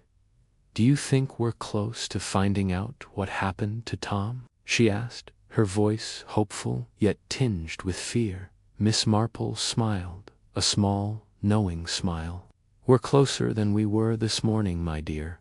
But the truth is like a garden. It takes patience to see what's growing beneath the surface. We'll get there, step by step." As they left the library, Miss Marple glanced back at the quiet room, its shelves holding centuries of St. Mary Mead's secrets. She felt the weight of the past pressing against the present, and in her mind's eye she saw the third oak standing sentinel over Meadowland, its roots deep and its secrets deeper still. Someone in the village knew more than they were saying, and Miss Marple was determined to find out who. The walk back to her cottage was brisk, the autumn air sharp with the promise of evening. Sarah carried the bundle of documents, her steps lighter now that she'd shared her burden. Miss Marple, however, felt the familiar stir of anticipation. She'd seen this pattern before, greed, fear, and pride weaving a tangled web. In St. Mary Mead, no secret stayed buried forever, not when Jane Marple was watching. Chapter 6. Suspects emerged. The morning sun cast a soft glow over St. Mary Mead, its golden rays filtering through the lace curtains of Miss Jane Marple's modest sitting room. She sat in her favorite armchair, a cup of tea steaming gently on the table beside her, her knitting needles clicking rhythmically as she worked on a pale blue scarf. The village was abuzz with speculation about Tom Reed's death, and though Miss Marple appeared absorbed in her knitting, her mind was far from idle. Her sharp eyes, framed by delicate spectacles, flickered occasionally toward the window, where she could see villagers passing by, their heads bent together in hushed conversation. The death of young Tom Reed had stirred St. Mary Mead like a stone tossed into a still pond, and the ripples were only beginning to spread. Inspector Craddock had arrived at her cottage shortly after breakfast, his notebook in hand, and his expression one of determined focus, tempered by a trace of frustration. He was a tall man, with a kind face that belied his professional rigor, and he had come to value Miss Marple's insights in ways that few of his colleagues did. He settled into the chair opposite her, declining a second cup of tea, but accepting a biscuit from the tin she offered. "Well, Miss Marple," he began, flipping open his notebook, "we've got a proper mess on our hands. Tom Reed's death is no accident. That much is clear. The blow to his head was deliberate, too precise for a fall or a mishap. And that note in his pocket, the riddle lies beneath the third oak. It's got to mean something. But what? And who's behind it?" Miss Marple set her knitting down for a moment, her hands resting lightly in her lap. "Indeed, Inspector," she said, her voice calm but laced with a quiet intensity. "A note like that is rarely left by chance. It's a clue, but whether it was meant for Tom or for us to find, that's the question. Have you spoken to the key figures in this Meadowland business yet?" Craddock nodded, consulting his notes. "I've started with the obvious ones, those with the most to gain or lose from Meadowland's fate. Mr. Harrow, the landowner. Mrs. Eliza Green, the widow pushing for development. Dr. Thompson, who was seen near the field the night Tom died. And Clara Reed, Tom's sister, who inherits his research and whatever he was working on. They all have reasons to be involved, but none of them are exactly forthcoming." Miss Marple's eyes narrowed slightly, a familiar glint of curiosity sparking within them. "People are rarely forthcoming when they have something to hide, Inspector. And in a village like St. Mary Mead, secrets have a way of bubbling to the surface, even when they're buried deep. Tell me about these interviews. What did they say? And more importantly, what didn't they say? Craddock leaned back, rubbing his temple as he recounted his morning's work. Let's start with Mr. Harrow. He's a gruff sort, isn't he? Owns Meadowland outright, inherited it from his father. He's been under pressure to sell. Developers have been circling like vultures. And Mrs. Green's been leading the charge, waving her checkbook. Harrow claims he was at home the night Tom died, mending fences in his backfield until late. His wife backs him up, but she seemed nervous, kept glancing at him before answering. I got the sense she's not telling me everything. Miss Marple tilted her head, considering this. Mr. Harrow is a proud man, Inspector. Farmers often are, tied to their land like it's part of their very soul. If he thought Tom was stirring up trouble, say, by digging into this treasure legend and drawing attention to Meadowland, might have rattled him. A man like that doesn't take kindly to threats to his livelihood. And Mrs. Harrow, well, wives often know more than they let on, but loyalty can silence them. Did you notice anything else about him? Craddock frowned, flipping a page in his notebook. He was cagey about Tom's research. Said he didn't know much about it, only that Tom had been poking around Meadowland for weeks, asking questions about old boundaries and the like. Harrow seemed irritated, said Tom was meddling where he didn't belong, but he swore he had no reason to harm him. Said he'd rather see the land stay as it is than sell it off for houses. Miss Marple nodded thoughtfully. That's the thing about pride, Inspector. It can make a man stubborn, but it can also make him desperate. If Mr. Harrow felt cornered by Tom, by Mrs. Green, by the developers, it might push him to act in ways he wouldn't normally. What about Mrs. Green herself? She's a forceful woman, from what I hear. Craddock gave a wry smile. Forceful is one way to put it. Eliza Green's got the charm of a steamroller when she wants something. She was at the village meeting, you'll recall, pushing hard for Meadowland to be sold for development. She's got investors lined up, big plans for luxury homes. When I spoke to her, she was all polish and poised, but there was an edge to her. She admitted to arguing with Tom at the meetings, said he was obsessed with fairy tales about buried treasure and was holding up progress.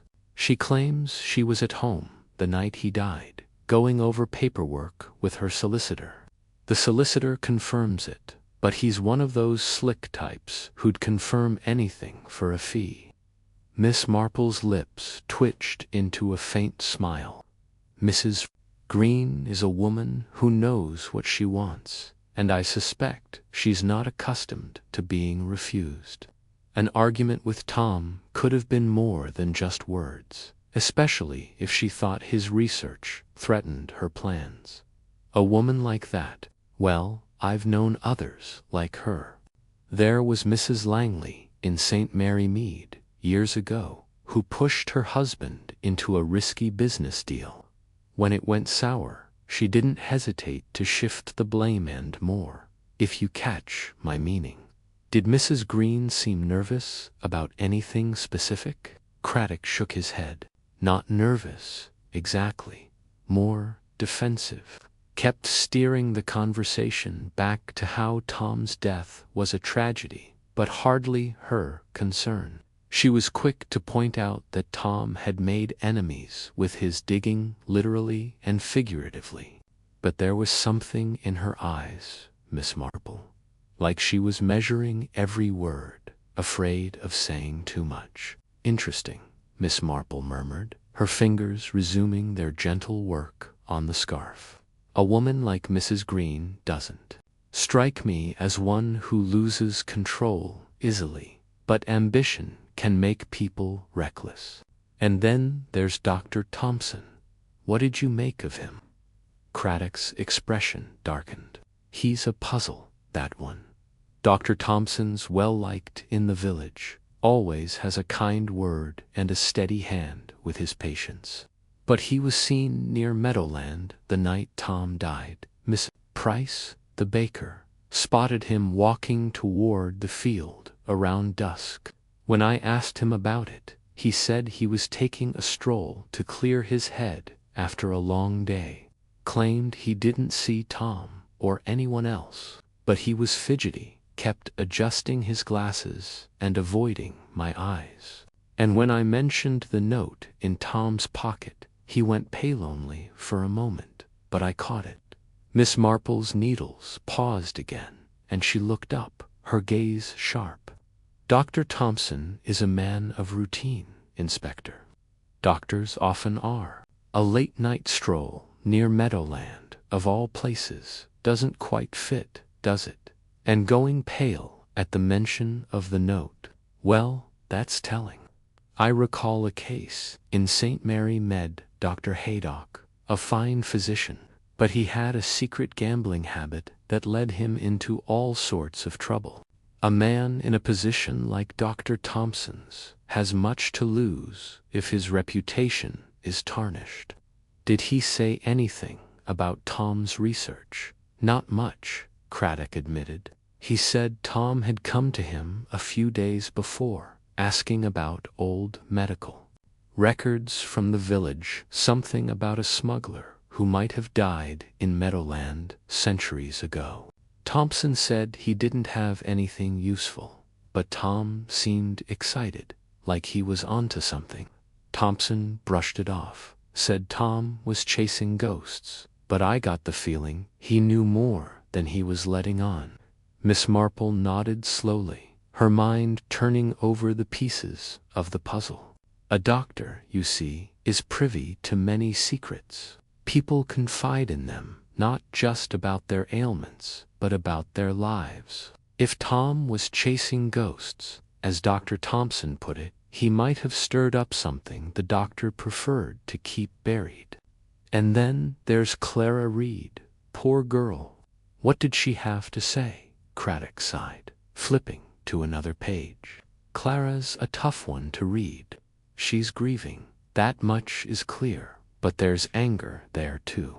She said she and Tom hadn't been close lately. He'd been consumed by his research, spending all his time in Meadowland or at the library. She inherits his notes and whatever he was working on, but she claims she doesn't know much about it. Said Tom was secretive, even with her. When I pressed her about where she was the night he died, she said she was at home, alone, reading. No one to confirm it. And when I mentioned the note, she got quiet, too quiet, like she was hiding something. Miss Marple's eyes softened, but her mind remained sharp. Clara's loss is fresh, Inspector, and grief can make people withdraw. But siblings, they often know each other's hearts, even when they're at odds. If Tom was secretive, it might have been to protect her or because he didn't trust her. There was a young woman in St. Mary Mead once, Emily, who fell out with her brother over a family inheritance. It wasn't the money that drove them apart, but the secrets they kept from each other. Clara may know more than she realizes, or she may be afraid to speak. Did she mention anyone else Tom might have crossed? Craddock shook his head. Not directly. She did say Tom had been acting paranoid the last few weeks, like he thought someone was watching him. She thought it was just his obsession with the treasure getting to him. But now, well, she's not so sure. Miss Marple leaned back in her chair, her knitting forgotten for the moment. Paranoia, Inspector, is often just a keen awareness of danger. Tom was young, but he was no fool. If he felt watched, it's likely he was right. Someone in this village knew what he was after, and they didn't want him to find it. The question is, Was it the treasure itself, or something else entirely? Meadowland is more than just a field, it's a symbol of what this village holds dear, and what some would destroy for profit. Craddock closed his notebook, his expression thoughtful. You're right, Miss Marple. There's more to this than meets the eye. But where do we go from here? The note, the oak, the treasure, it's all tangled up, and I can't shake the feeling we're missing something obvious. Miss Marple smiled faintly, her eyes gleaming with that quiet wisdom that had unraveled so many mysteries before. The obvious, Inspector, is often the last thing we see. People are predictable in their way. Greed, fear, pride, they drive us all, and they leave traces, like footprints in the mud. Keep watching our suspects, but don't just listen to their words. Watch their eyes, their hands, the way they move. The truth is there, if you know where to look. Craddock stood, tucking his notebook into his pocket. I'll do that, Miss Marple, and I'll keep you posted. If anyone can untangle this mess, it's you. As he left, Miss Marple returned to her knitting, the needles clicking softly once more, but her mind was far from the scarf in her hands.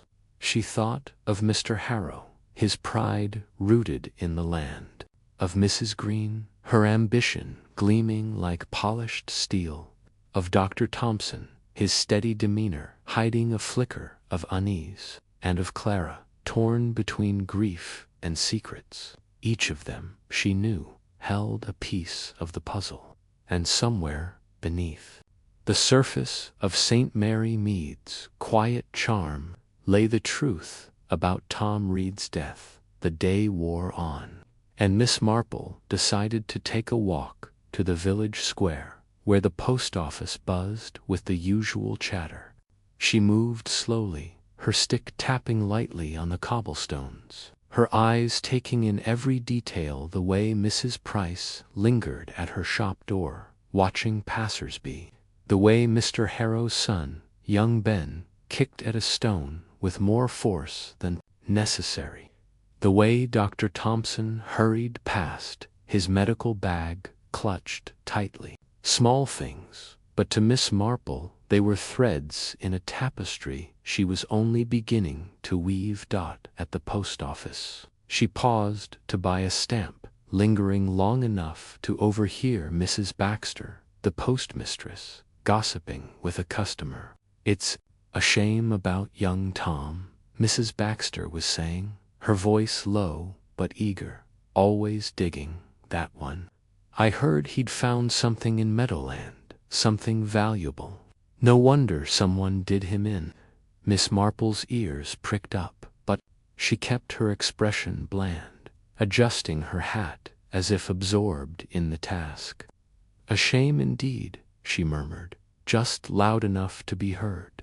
Did you see anything that night, Mrs. Baxter?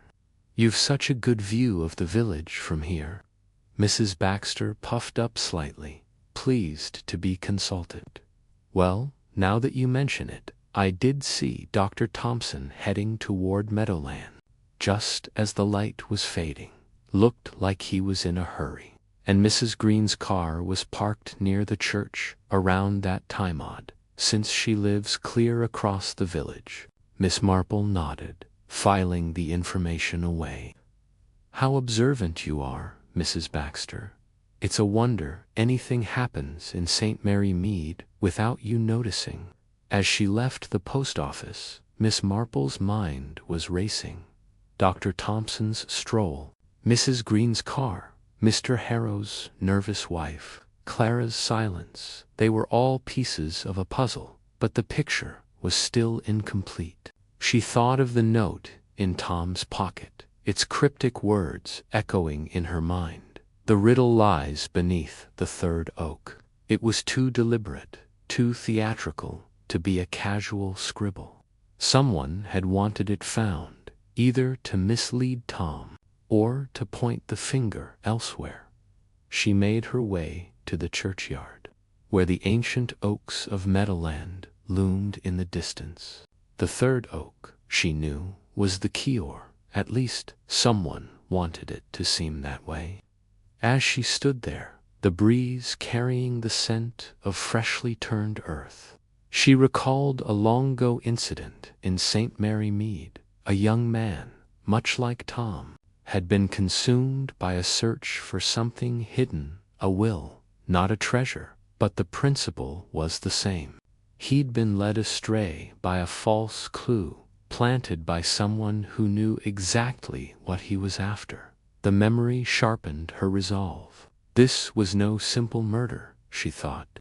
This was a game of misdirection, and someone in St. Mary Mead was playing it. Very well. By evening, Miss Marple was back in her cottage. Her knitting resumed, but her thoughts far afield.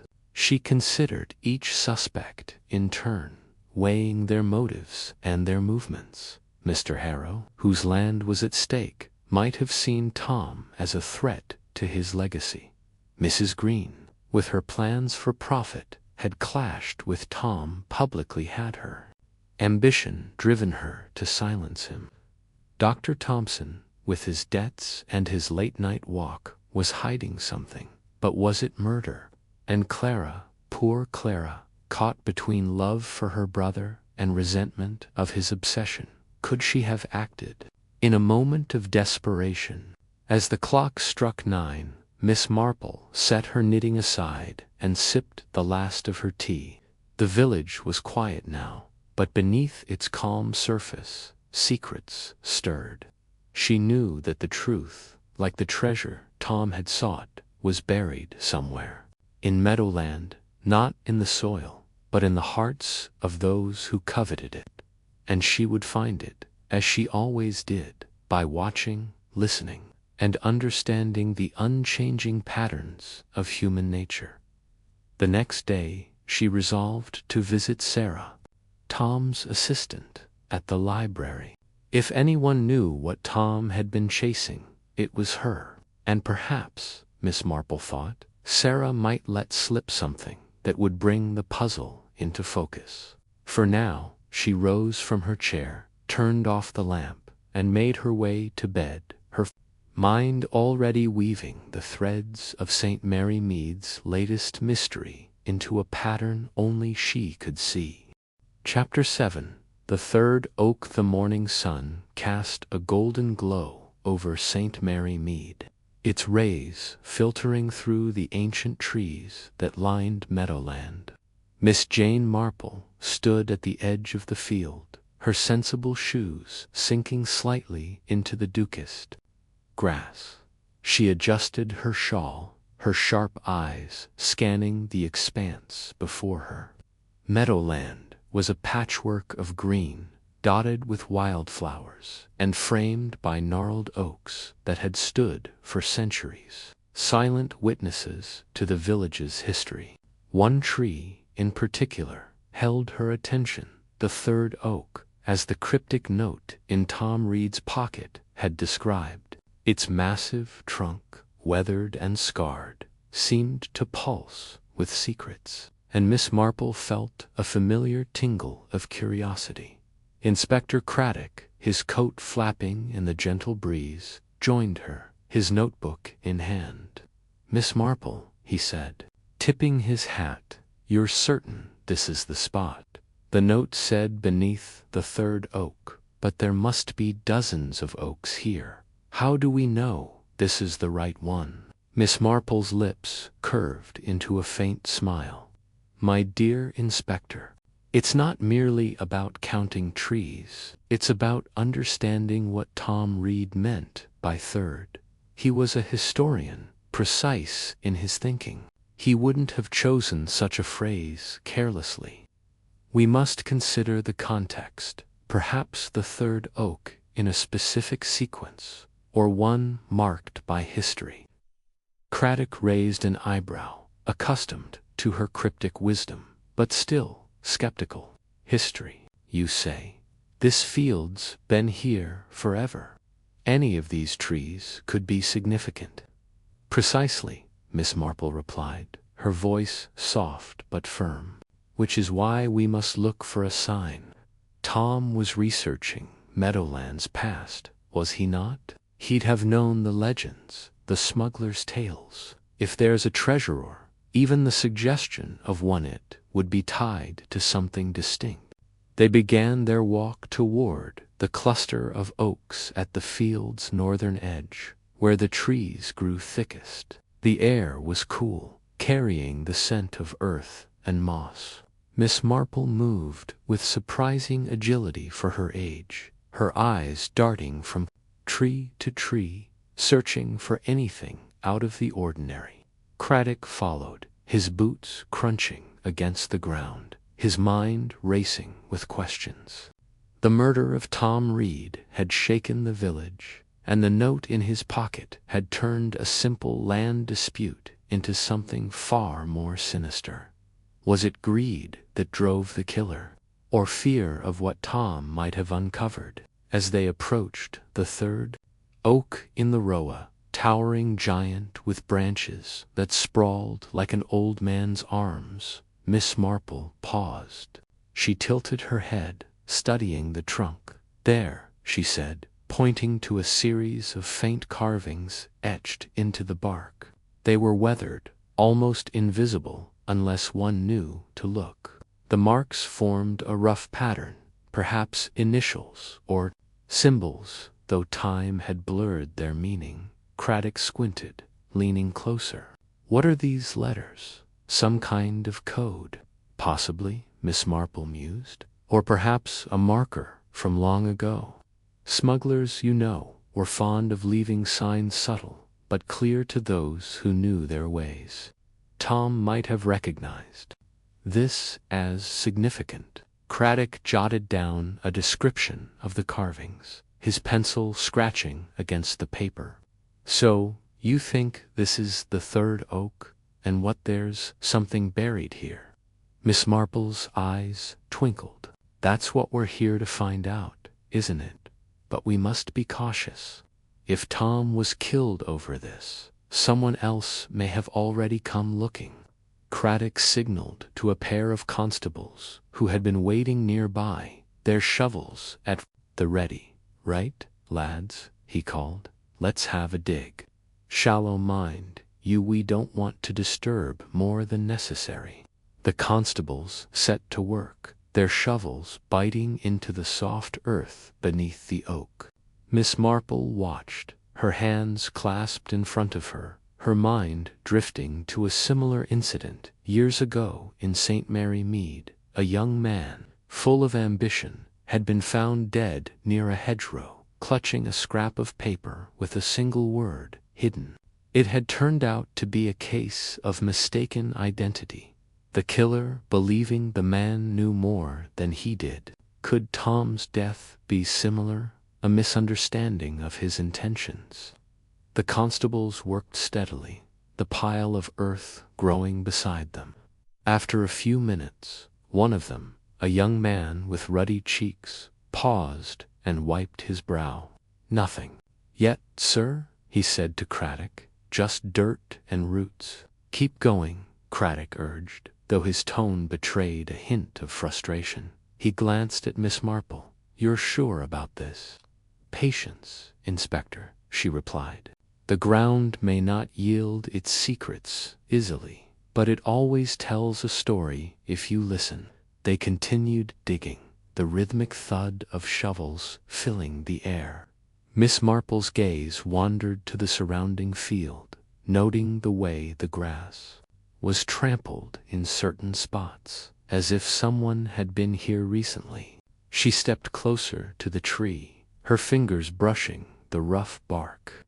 The carvings were old, but there was something else, a patch of soil at the base of the tree that looked slightly different, looser, as if it had been disturbed and hastily replaced. "Inspector," she said softly, "look here. The earth, it's not quite the same." Craddock knelt beside her, his eyes narrowing. "You're right. It's looser, like someone's been digging before us." He called to the constables. "Focus here, lads, right at the base." The constables redoubled their efforts, their shovels moving faster now. The soil gave way easily, revealing a shallow trench, perhaps a foot deep. But there was nothing, no chest, no artifacts, just more dirt. Craddock stood, brushing his hands. Together, empty. Either the note was a red herring, or someone beat us to it. Miss Marple's brow furrowed. Or, she said, Tom was killed before he could dig deeper. The killer may have thought he'd already found something, or was about to. Craddock rubbed his chin, considering her words. So, you're saying the killer was watching him? Knew he was getting close? It's possible, Miss Marple said. People are rarely as careful as they think. A greedy heart betrays itself in small ways or glance, a hurried step. I've seen it before, in a case not unlike this one. A woman in Chipping Cleghorn, convinced her neighbor was after her inheritance, watched her every move. It led to tragedy. Craddock nodded, though he wasn't entirely convinced. Let's say you're right. Who would have been watching Tom Harrow? Mrs. Green, the doctor, Clara. Miss Marple didn't answer immediately. She stepped back, her eyes sweeping the field once more. The trampled grass, the loose soil, the carvings, they all pointed to someone who knew Meadowland well, someone who understood its secrets. We must consider their motives, she said at last. Mr. Harrow stands to lose his land if it's sold. Mrs. Green wants the sale to go through. Dr. Thompson, well, we don't yet know his stake, but he was seen near here the night Tom died. And poor Clara may have been protecting her brother's legacy, or something else entirely. Craddock sighed. That's half the village, Miss Marple. We need more than motives. We need evidence, and we shall find it, she said with quiet confidence. But not by rushing. The truth, like a good knit, requires patience. Each stitch builds on the last. They spent the rest of the morning combing the area around the third oak, but no further clues emerged. The constables filled in the trench, and Craddock instructed them to keep watch over the field that night, in case someone returned. Miss Marple, however, was already thinking ahead. The carvings on the tree, the disturbed soil, they suggested someone had been here. Perhaps the killer, perhaps another treasure seeker. But why kill Tom? Was it the treasure itself, or something he'd uncovered in his research? As they walked back toward the village, Miss Marple's mind turned to the villagers themselves. Mr. Harrow, with his weathered face and stubborn attachment to his land, seemed an unlikely murderer, but she'd known men driven to desperate acts to protect what was theirs. Mrs. Green, with her sharp tongue and ambitious plans, had the most to gain from Tom's death, or so it seemed. Dr. Thompson's presence in Meadowland that night was troubling, though his motive remained unclear. And Clara, Tom's sister, carried a quiet grief that might hide a deeper resentment. Back at her cottage, Miss Marple settled into her armchair, her knitting needles clicking rhythmically. The third oak had given up no treasure, but it had confirmed one thing. Someone in St. Mary Mead was desperate to keep Meadowland's secrets buried. She thought of the village's history, the tales of smugglers and hidden caches. In her youth, she'd heard stories of a local squire who'd buried his wealth to keep it from tax collectors, only to die before revealing its location. Could Tom have stumbled onto something real, or was the treasure merely a lure, a distraction from the true motive? The afternoon passed quietly, with Miss Marple turning over the facts in her mind. She recalled a conversation with Tom's assistant, Sarah, who'd mentioned his excitement over an old map. Perhaps it held the key not to treasure, but to why someone wanted him dead.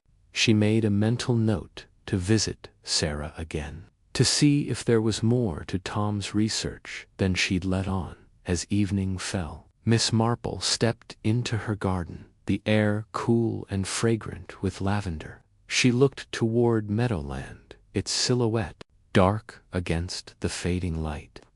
The third oak stood like a sentinel, its secrets still locked away. But Miss Marple was undeterred. She'd seen cases like this before, tangled, murky, full of misdirection. In the end, it was always the small things that mattered. A careless word, a fleeting glance, a patch of disturbed soil. Someone knows more than they're saying, she murmured to herself, her needles pausing. And I shall find out who. The next day, Miss Marple and Craddock returned to Meadowland, this time with Sarah in tow. The young woman was pale, her eyes red from crying, but she was eager to help. Tom was certain the treasure was real, she said as they walked. He kept talking about the third oak, said it was mentioned in an old journal he'd found. I didn't believe him at first, but he was so sure. Did he say anything about who else might have known? Miss Marple asked, her tone gentle. Sarah hesitated. He mentioned Mrs. Green, said she was too interested in his work, always asking questions about the maps. And Dr. Thompson, he saw him in the village archive once, looking at the same records. Craddock's ears perked up. Thompson, what was he doing there? I don't know, Sarah admitted. Tom thought it was odd, though the doctor's not a historian. Miss Marple nodded, filing the information away. They reached the third oak again, and Sarah pointed to the carvings. Tom noticed these two. He said they might be a smuggler's mark from the 18th century. He was going to bring a rubbing of them to the Historical Society. Craddock examined the carvings again, his frustration growing. If there's nothing here, why was Tom killed? And why the note? The note, Miss Marple said, may not have been for Tom to find. It could have been planted to make us think he was after the treasure, or to lure him to this spot. Craddock's eyes widened. You mean the killer set him up? It's possible, Miss Marple said. I've seen it before, in a case in Much Deeping. A man was lured to a barn with a false promise of evidence, only to meet his end. The killer was clever, but not clever enough to escape notice. They spent another hour at the oak, searching for anything they might have missed. Sarah pointed out a patch of ground a few feet away, where the grass was slightly flattened. Tom was here, she said. I recognize the spot. He marked it with a stone. Sure enough, a small, smooth stone lay half buried in the grass. Craddock knelt to examine it, then called for the constables to dig again. This time, they found something, a scrap of cloth, torn and stained, caught on a root. It was coarse, like burlap, and smelled faintly of oil. Could be from a sack, Craddock said, holding it up. Maybe used to carry something heavy. Miss Marple's eyes narrowed. Or to cover something. Smugglers often used burlap to hide their goods. But why leave it behind? They bagged the cloth for evidence, and Miss Marple's mind raced. The cloth, the carvings, the no-tall pieces of a puzzle, but none quite fitting yet. She thought of Mrs. Green's push for development, Dr. Thompson's debts, Clara's strained relationship with her brother. Each had a reason to want Tom out of the way, but who had acted? As they left Meadowland, Miss Marple glanced back at the third oak. It stood as it always had, silent and unyielding. But she knew, with the certainty of experience, that it held the key to Tom's death. The truth was there, in the shadows of its branches, waiting for her to unravel it. The days that followed were filled with quiet investigation. Miss Marple visited the village archive, poring over the same records Tom had studied. She found mentions of the smuggler's cache, vague but persistent, tied to the oak grove in Meadowland. One entry from a 1790s journal described a third tree, marked with a cross, where contraband was hidden during a raid. It was enough to confirm Tom's theory, but not enough to point to his killer. She also spoke with villagers, her questions subtle but pointed. Mrs. Price, the baker, mentioned seeing Dr. Thompson near Meadowland more than once, always looking nervous as a cat. Mr. Hercule, when pressed, admitted he'd argued with Tom about selling the land, but insisted he'd never harm him. Clara, meanwhile, grew more withdrawn, her answers vague when Miss Marple asked about Tom's final days. By the end of the week, Miss Marple felt the threads of the case beginning to weave together. The third oak was no mere landmark hit, was a focal point, a place where greed, fear, and history collided. She thought of a case in St. Mary Mead years ago, where a stolen necklace had been hidden in a hollow tree, only to spark a deadly feud. The parallels were striking, and she began to suspect that Tom's death was less about treasure and more about what his discovery threatened to expose. One evening, as she sat by her fire, Miss Marple received a visit from Cryptic. He looked tired, his notebook bulging with notes. "We've got nothing concrete," he said, sinking into a chair. "The cloth's a dead end, no prints, no fibers we can trace. The carvings are too old to mean much. I'm starting to think the treasure's a myth." Miss Marple's needles clicked steadily. "My dear Inspector, the treasure may well be a myth, but the motive is real. Someone believed Tom was close to something, whether it was gold or a secret that could ruin them. We must keep watching, keep listening. The village will tell us, in time." Cryptic sighed but nodded. He'd learned to trust her instincts, even when they seemed to lead nowhere. "What's next, then?" Miss Marple smiled. "We set a trap, spread a rumor that we found something new in Meadowland. The killer won't be able to resist." And so the plan was set. Miss Marple knew the third oak still held secrets, but they weren't in the soil. They were in the hearts of those who watched it. She closed her eyes, picturing the field, the tree, the faces of the suspects. The truth was close, and she would find it, as she always did, with patience and a keen eye for the small, telling details. Chapter 8. Village gossip unravels. The late afternoon sun cast a golden glow over St. Mary Mead, its light filtering through the lace curtains of Miss Jane Marple's modest drawing-room. The air was thick with the scent of freshly brewed tea, and the faint sweetness of lavender from the garden outside. Miss Marple sat in her favorite armchair, a delicate china cup balanced on a saucer in her lap, her knitting needles clicking rhythmically as she worked on a pale blue shawl.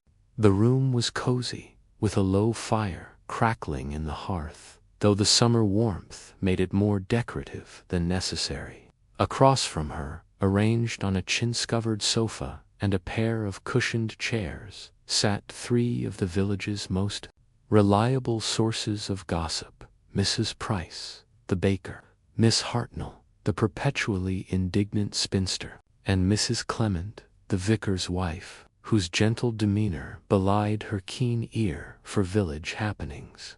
The occasion was one of Miss Marple's carefully orchestrated tea parties, a ritual she employed whenever she needed to sift through the village's She had invited these women with purpose, knowing that the murder of young Tom Reed had set tongues wagging, and that somewhere in the tangle of half-truths and whispered suspicions lay a thread that could unravel the mystery of Meadowland. Her sharp blue eyes, deceptively mild behind her spectacles, darted from one guest to another as she poured tea with a steady hand. "More tea, Mrs. Price?" Miss Marple asked, her voice soft but inviting confidences. "Oh, thank you, Miss Marple," said Mrs. Price, a plump woman with flour-dusted hands and a round face that seemed perpetually flushed from the heat of her bakery ovens. She leaned forward to accept the refill, her apron slightly crumpled from the day's work. "It's been such a dreadful business, hasn't it? Poor Tom Reed, struck down in his prime, and in Meadowland, of all places. I can hardly believe it." "Quite shocking," agreed Miss Hartnell, her thin lips pursed as she adjusted her severe gray hat, which seemed to anchor her disapproval to her head. "The village isn't what it used to be. Developers sniffing about, and now murder. I always said that field would bring trouble. Didn't I say so, Mrs. Clement?" Mrs. Clement, a soft-spoken woman with a kind face framed by graying curls, nodded diplomatically. "You did, Miss Hartnell, though I dare say no one could have predicted this. Poor Tom was such a bright young man, always poring over his books and maps. My husband said he saw him at the church library only last week, looking quite absorbed." Miss Marple's needles paused for a fraction of a second, her mind filing away the detail. "The church library, you say?" she murmured, her tone light but encouraging. "He was quite devoted to his research, wasn't he? Something about Meadowland's history, I believe." "Oh yes," Mrs. Price chimed in, eager to contribute. She set her teacup down with a clink, her eyes wide with the thrill of sharing news.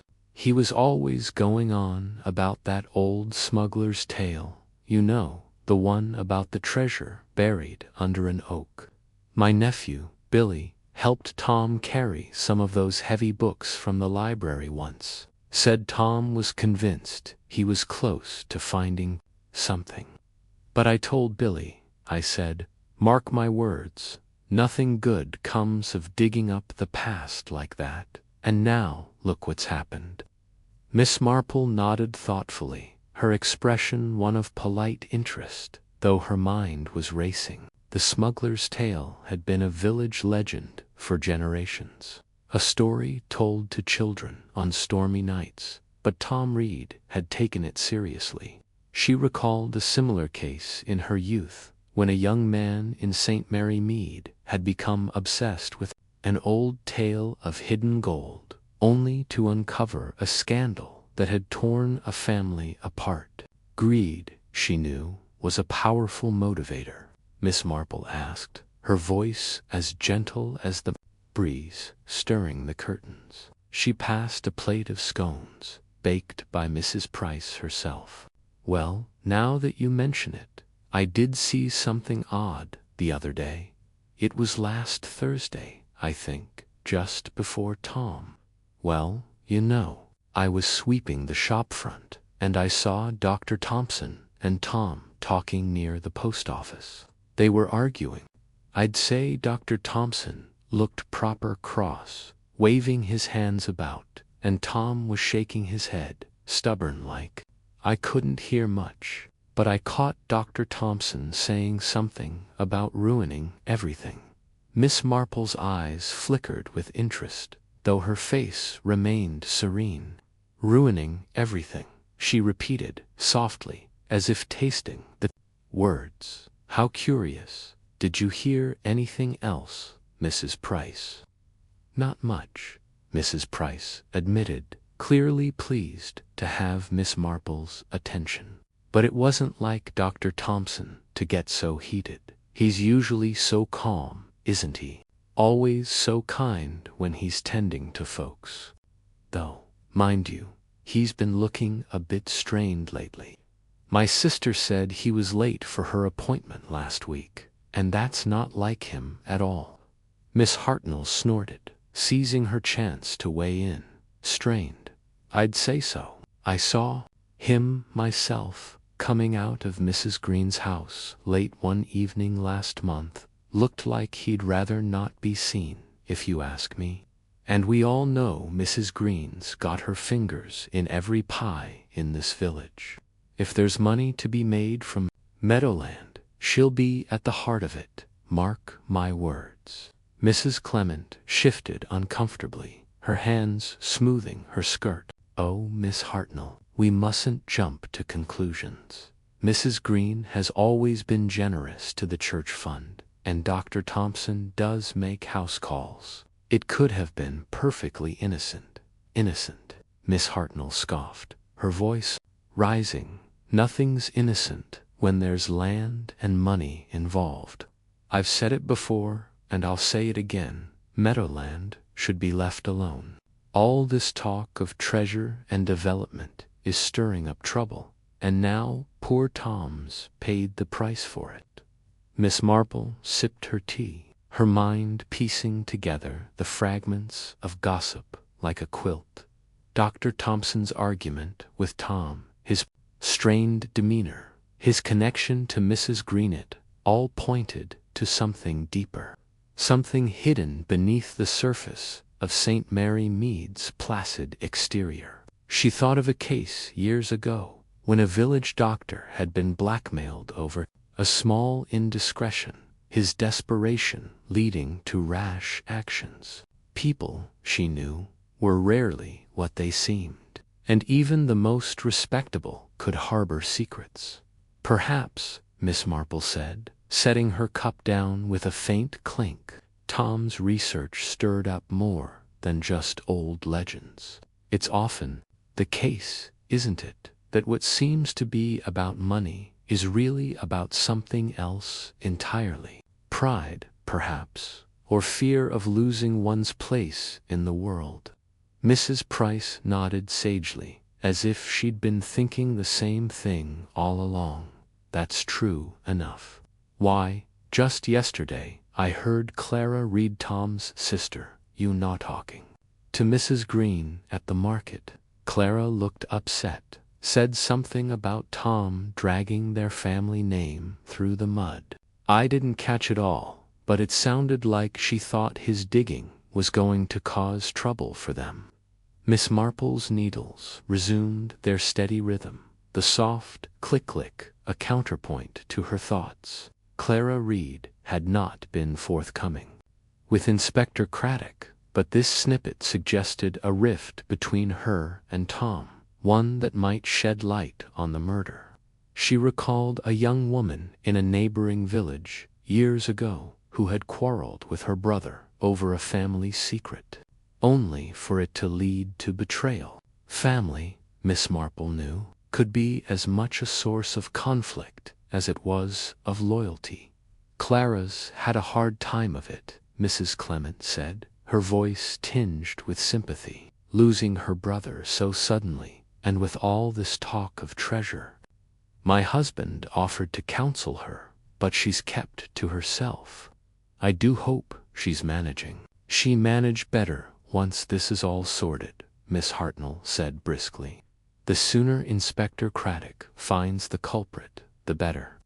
Though I must say, Miss Marple, you seem to have a knack for these things. What do you make of it?" "All." Miss Marple smiled, her expression as unassuming as ever. "Oh, I'm just an old woman who listens, Miss Hartnell. But it does seem to me that people talk more freely over tea than they do to policemen. And sometimes what they don't say is just as important as what they do." The conversation drifted to other matters, Mrs. Price's new recipe for lemon drizzle cake, Miss Hartnell's complaints about the postman's tardiness, but Miss Marple's mind remained fixed on the threads she had gathered. Dr. Thompson's argument with Tom, his possible ties to Mrs. Green, Clara's distress. The locket found near the third oaket was a puzzle, but one she felt certain she could solve. She thought of her old friend, Sir Henry Clithering, precise and inescapable. As the guests finished their tea and prepared to leave, Miss Marple stood to see them out, her movements spry despite her age. She paused at the door, her eyes scanning the garden, where the roses were in full bloom. "Do come again soon," she said warmly, though her mind was already elsewhere, sifting through the village's secrets. Marple returned to her armchair, her knitting untouched as she stared out the window. The sun was dipping below the horizon, casting long shadows across the lawn. She thought of Dr. Thompson, his calm demeanor hiding something, perhaps a debt, perhaps a secret. She thought of Mrs. Green, whose wealth and ambition made her a formidable presence in St. Mary Mead, and she thought of Clara, whose grief might mask a D. Dr. Thompson. Argument with Tom about ruining everything, financial troubles, connection to Mrs. Green. Mrs. Green, locket found near oak, claims it was lost years ago. Motive to protect land deal. Clara Reed, quarrel with Tom over family. Reputation, did she know more than she's saying? Third oak, disturbed soil, suggests recent digging. Who else knew of Tom's clue? She closed the notebook and tapped it lightly with her pen, her mind turning over the possibilities. Mrs. Green's evasive answers, Clara's reticence, they all pointed to secrets. And secrets, in Miss Marple's experience, were rarely kept for innocent reasons. The clock on the mantel chimed 6. And Miss Marple realized she had promised to meet Inspector Craddock at the village hall to discuss his latest findings. She tucked her notebook into her handbag, slipped on her coat, and stepped out into the evening air. The village was quiet, the streets bathed in the soft glow of lamplights, but Miss Marple knew that beneath the calm lay a current of unease. Someone in St. Mary Mead had killed Tom Reed, and she was determined to find out who. As she walked toward the village hall, her steps brisk despite the slight ache in her knees. She passed the post office, where a small crowd had gathered to discuss the latest news. She caught snippets of conversation: Mrs. Green's plans for Meadowland, Mr. Harrow's refusal to sell, the mystery of the third oak hand filed them away for later. Patience, one could see where they took root. At the village hall, Inspector Craddock was waiting, his notebook open on the table before him. He looked up as Miss Marple entered, his face a mixture of frustration and respect. "Miss Marple," he said, rising to greet her, "I hope you've had better luck than I have." Miss Marple smiled, settling into a chair across from him. "Oh, Inspector, you'd be surprised how much people say when they think no one's listening," sighed, running a hand through his hair. "Not much, I'm afraid.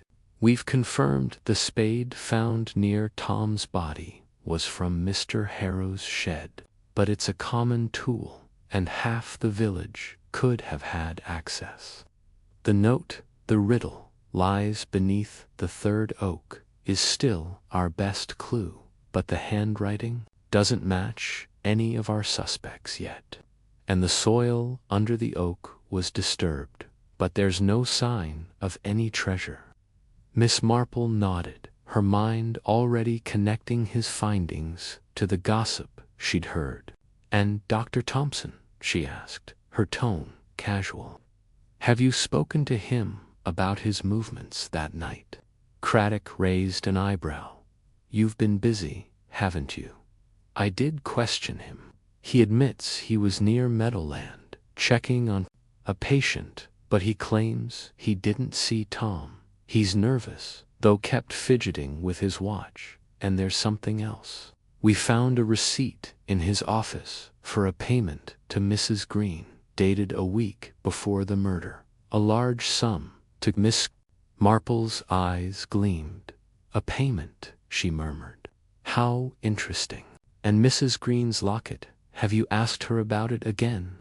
She's sticking to her story, Craddock said, his voice tinged with frustration. Says she lost it years ago, probably when she was walking in Meadowland. But I don't buy it. That locket looked too clean to have been lying in the dirt for years. Miss Marple leaned back, her fingers steepled in thought. People often lie about small things, Inspector, because they're afraid of what the truth might reveal. Craddock looked at her, a wry smile tugging at his lips. You're holding something back, aren't you?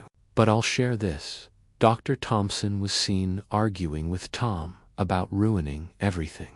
And Mrs. Green's name keeps coming up in curious ways.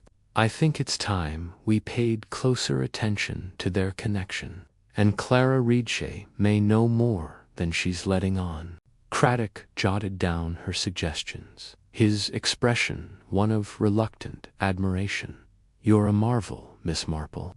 I don't know how you do it, but I'm glad you're on my side. Miss Marple smiled, rising to leave. Just an old woman's curiosity, Inspector. But curiosity, you know, can be a powerful thing. As she stepped back into the cool evening air, Miss Marple felt a familiar thrill. The sense that she was closing in on the truth. The village of St. Mary Mead might seem sleepy, but its secrets were as tangled as the roses in her garden. And like those roses, decided to take a walk to Meadowland, ostensibly to enjoy the wildflowers, but really to see the third oak for herself. She wore her sturdy walking shoes and a wide-brimmed hat, her handbag swinging lightly at her side, its gnarled branches casting dappled shadows. On the ground, she stood beneath the tree, her eyes tracing the faint carvings Tom had mentioned. They were old, weathered by time, but she could make out a crude symbol circle with a cross inside, perhaps a marker from centuries past. She thought of Tom, his young face alight with excitement as he spoke of the smuggler's cache. Had he been close to finding it, or had his obsession led him into danger? As she turned to leave, she noticed a figure in the distance. Clara Reed, standing at the edge of the field, her arms crossed tightly against her chest. Ms. Marple hesitated, then raised a hand in greeting. Clara started, as if caught off guard, then walked slowly toward her. "Good morning, Clara," Miss Marple said kindly. Clara nodded, her eyes red-rimmed. "I suppose so. I needed to see this place, to understand why Tom cared so much. He was passionate about his work, wasn't he? It must have been difficult, being so close to him and yet so far apart." Clara's lips trembled, and for a moment Miss Marple thought she might cry. "We fought, you know. I told him he was wasting his life on fairy tales, but he wouldn't listen. He said he was protecting our family, that he'd found something important, and now he's gone." Miss Marple placed a hand on Clara's arm, her touch light but reassuring. "Sometimes, my dear, the things we fight over are the things that matter most. If you ever want to talk, my door is always open." Clara nodded, her gaze distant. "Thank you, Miss Marple. I just wish I'd listened to him." As Clara walked away, Miss Marple watched her go, her mind turning over the young woman's words. Protecting the family, what had Tom meant by that? She thought of a case in a nearby village, where a young man's discovery of a family secret had led to tragedy. Could Tom have uncovered something that threatened not just his life, but the delicate balance of St. Mary Mead. Over the next few days, Miss Marple continued her quiet inquiries, dropping in at the bakery, the post office, and the church, where she listened more than she spoke. The village was abuzz with theories about Tom's death, but no one seemed to know more than they'd already told her. Still, she sensed the truth was close, like a melody just out of reach. One evening, as she sat by her fire, knitting forgotten, in her lap, she thought again of Dr. Thompson. His argument with Tom, his connection to Mrs. Green, his strained demeanor, they all pointed to a man under pressure. She recalled a village doctor from years ago, a kind man who had fallen into debt and made a terrible choice to protect his reputation. Could Dr. Thompson be in a similar bind? She opened her notebook and added a new line. Dr. Thompson, possible. Financial ties to Mrs. Green. Argument with Tom suggests fear of exposure. Check his accounts. The next morning, she called on Inspector Craddock, sharing her suspicions about Dr. Thompson and Mrs. Green.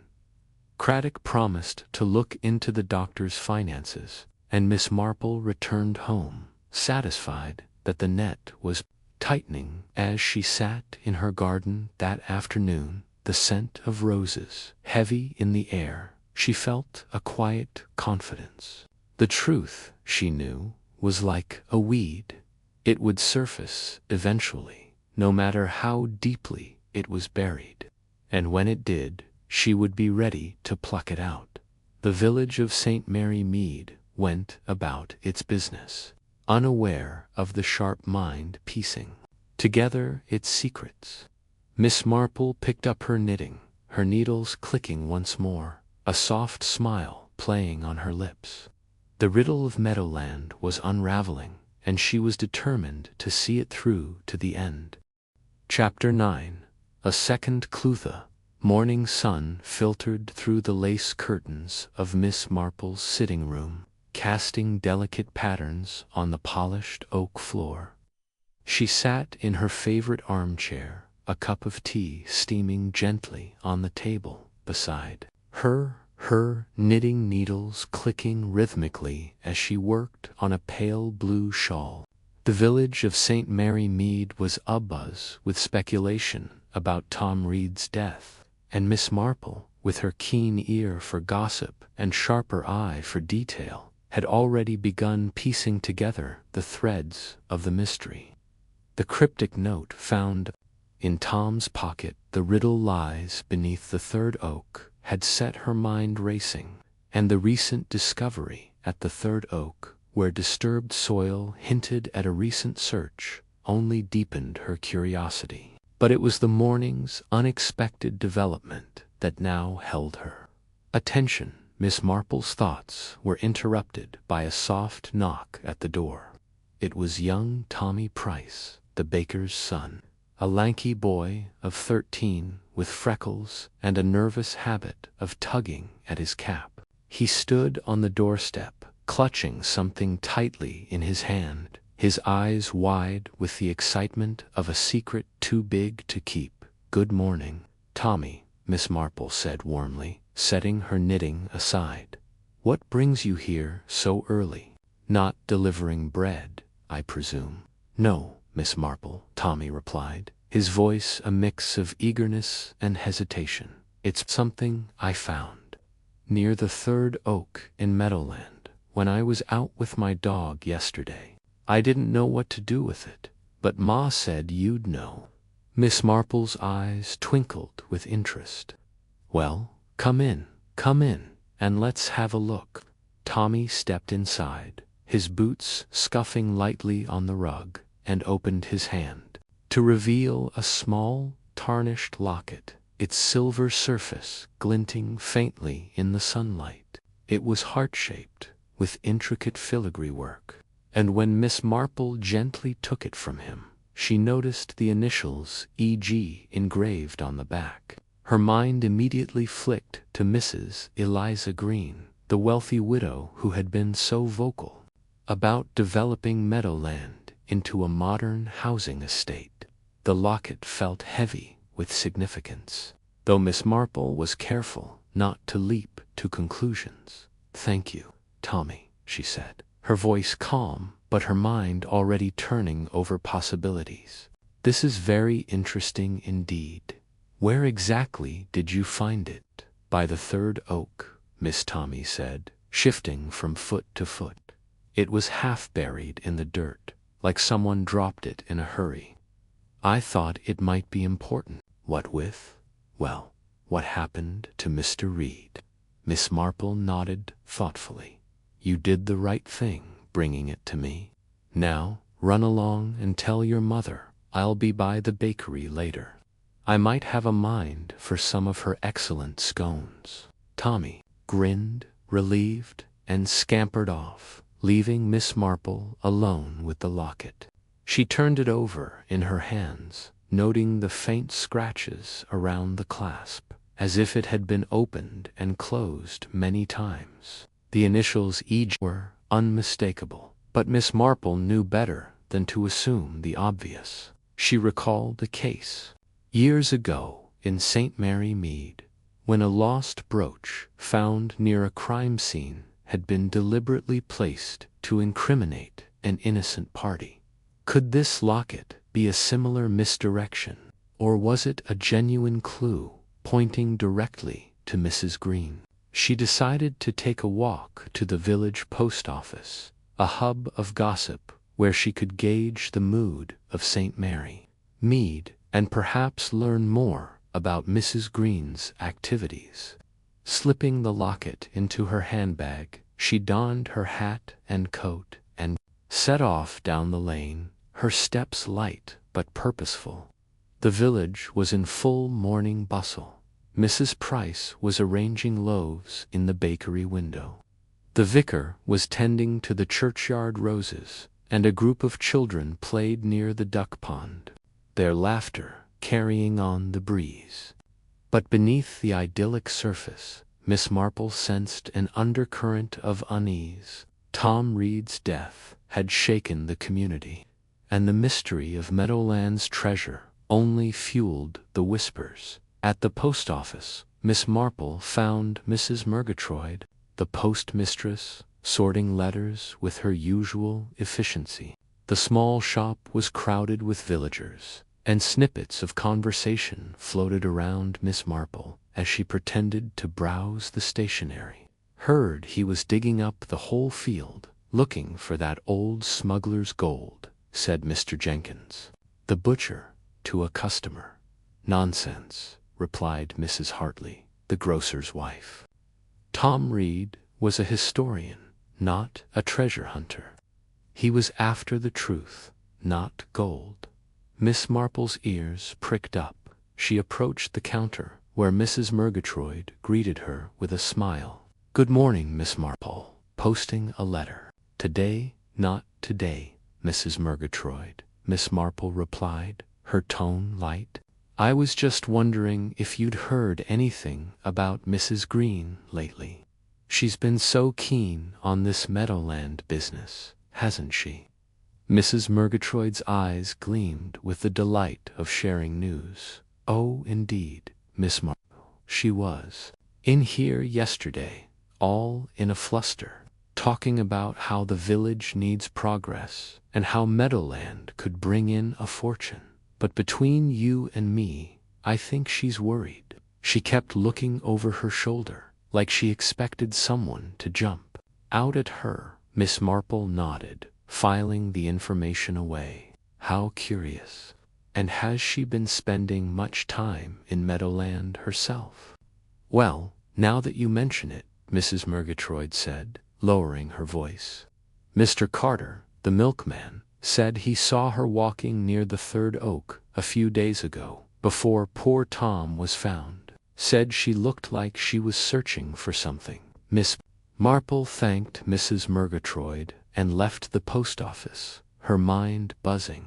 The locket, the initials, Mrs. Green's behavior, it all pointed to a connection, but she needed more evidence. She decided to pay a visit to Mrs. Green herself, under the guise of discussing the village fete, which was only a week away. Mrs. Green's grand house, Meadowview, stood at the edge of the village, its manicured lawns and tall windows a testament to her wealth. As Miss Marple approached, she noted the neatly trimmed hedges and the absence of any personal touches, no flower baskets, no garden ornaments. It was a house that spoke of money, not warmth. Mrs. Green received her in the drawing room, a space filled with expensive furniture, but lacking the coziness of Miss Marple's own cottage.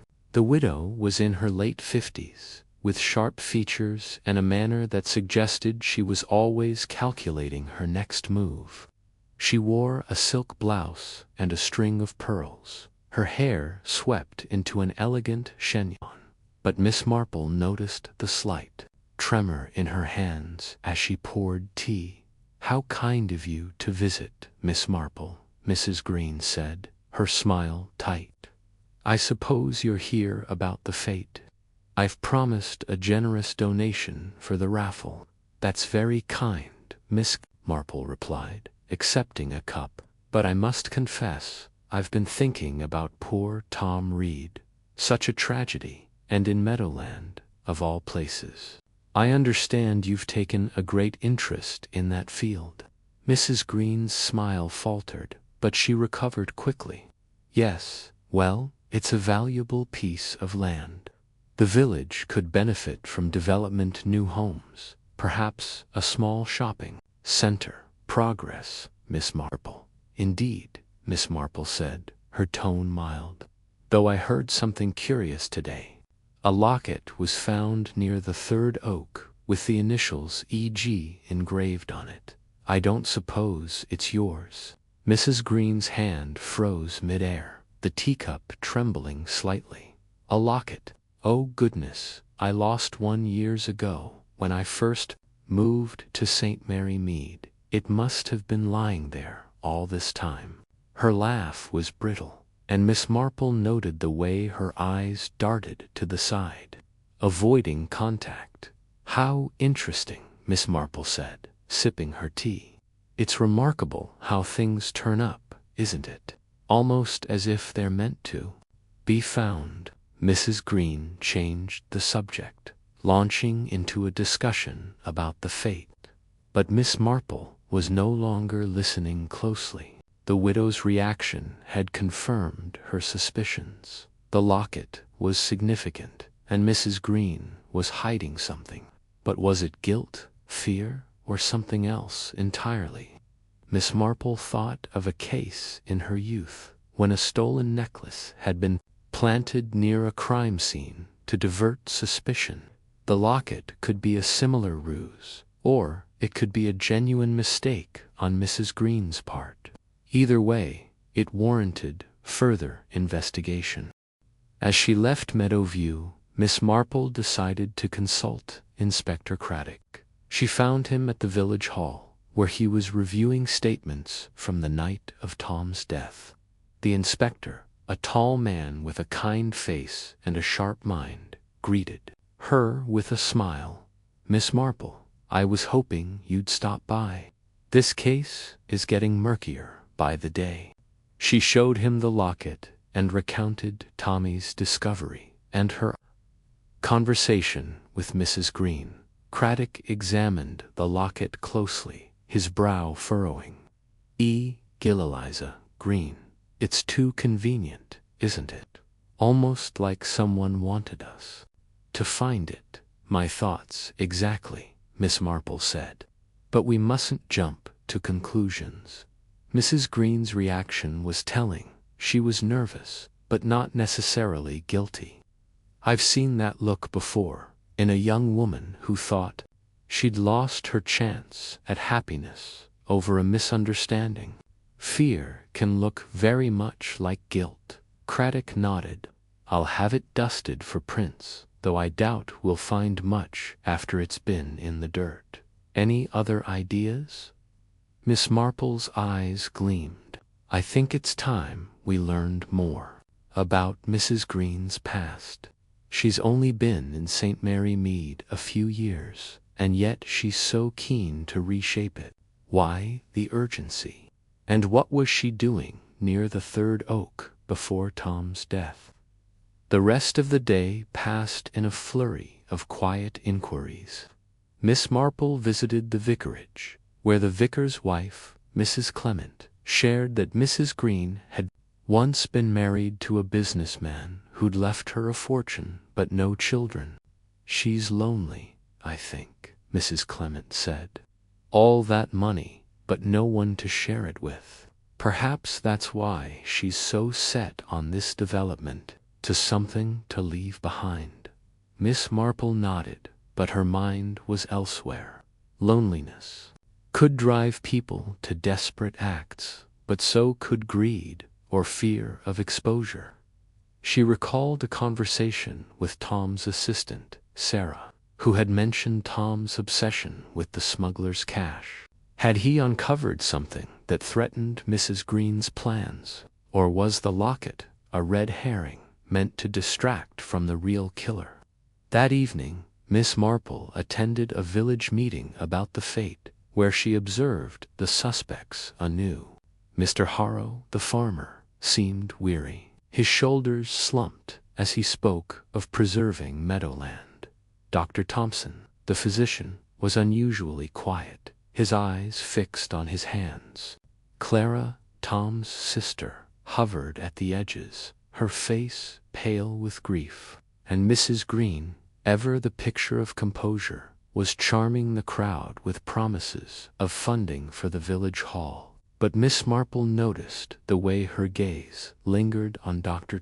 Thompson, a flicker of something anger, fear, passing between them. As the meeting ended, Miss Marple lingered, chatting with Mrs. Price about the bakery's contributions to the fete. "It's a shame about Tom," Mrs. Price said, wiping her hands on her apron.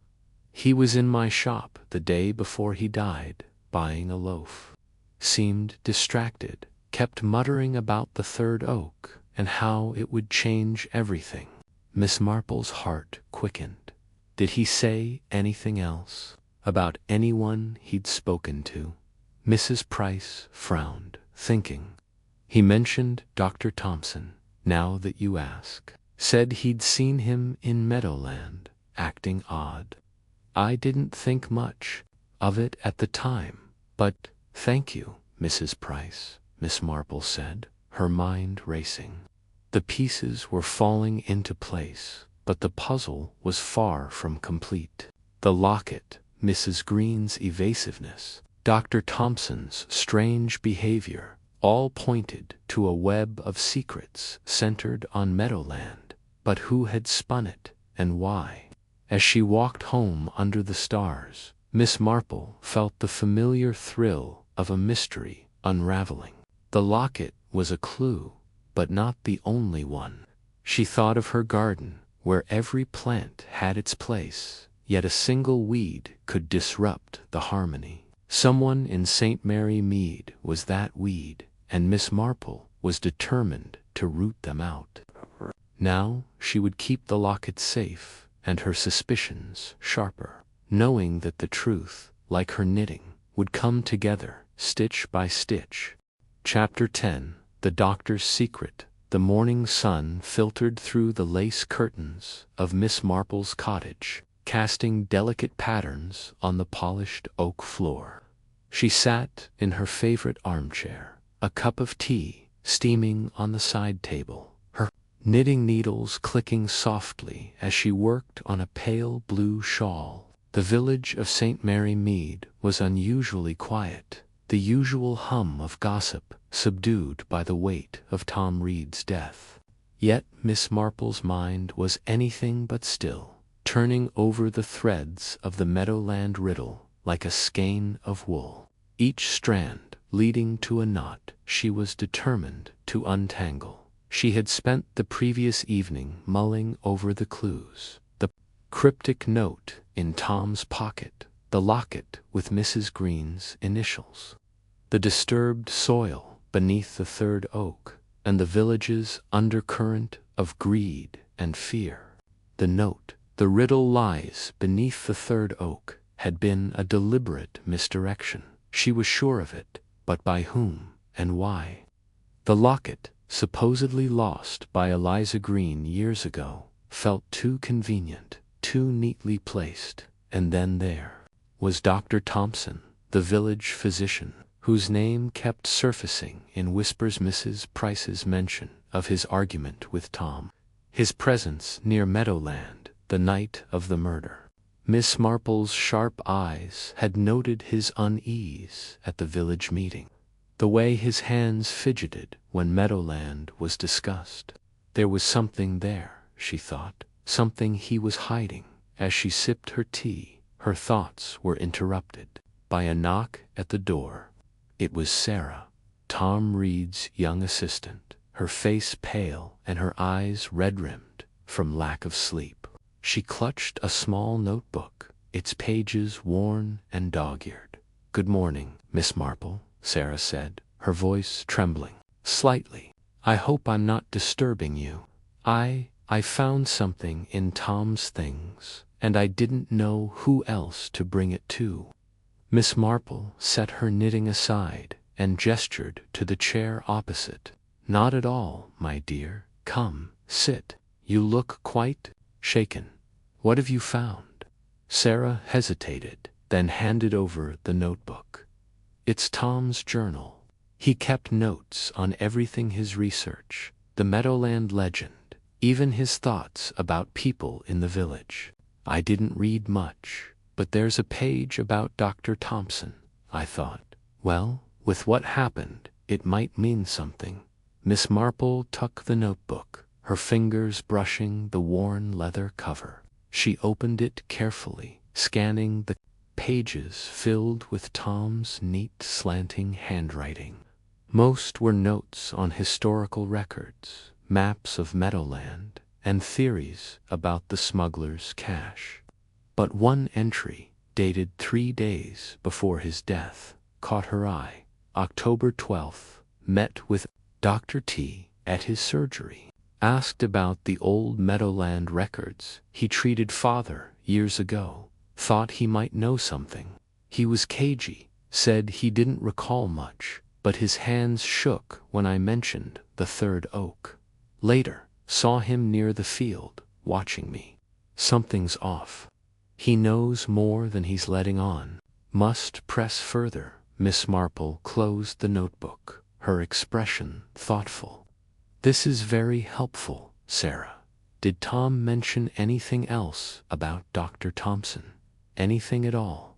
Sarah shook her head, not directly, but he was worried that last few days kept saying someone was trying to stop him. "I thought it was just his obsession with the treasure, but now," her voice broke, and she looked down at her hands.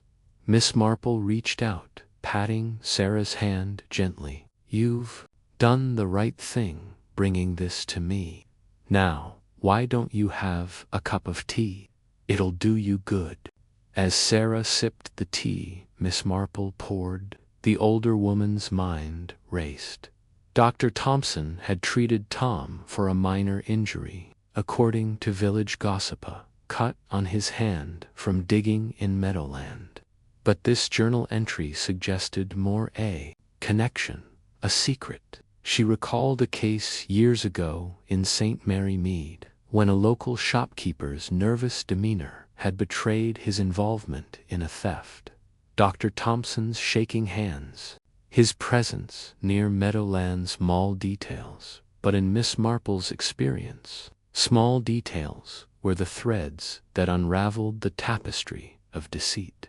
She decided to pay a visit to Inspector Craddock, who was staying at the Blue Boar Inn while investigating the case. The inn was a short walk from her cottage, past the village green where children played and the post office where gossip flowed as freely as the tea at Mrs. Price's bakery. As she stepped out, pulling her shawl around her shoulders, she noted the crisp autumn air, the leaves turning gold and crimson.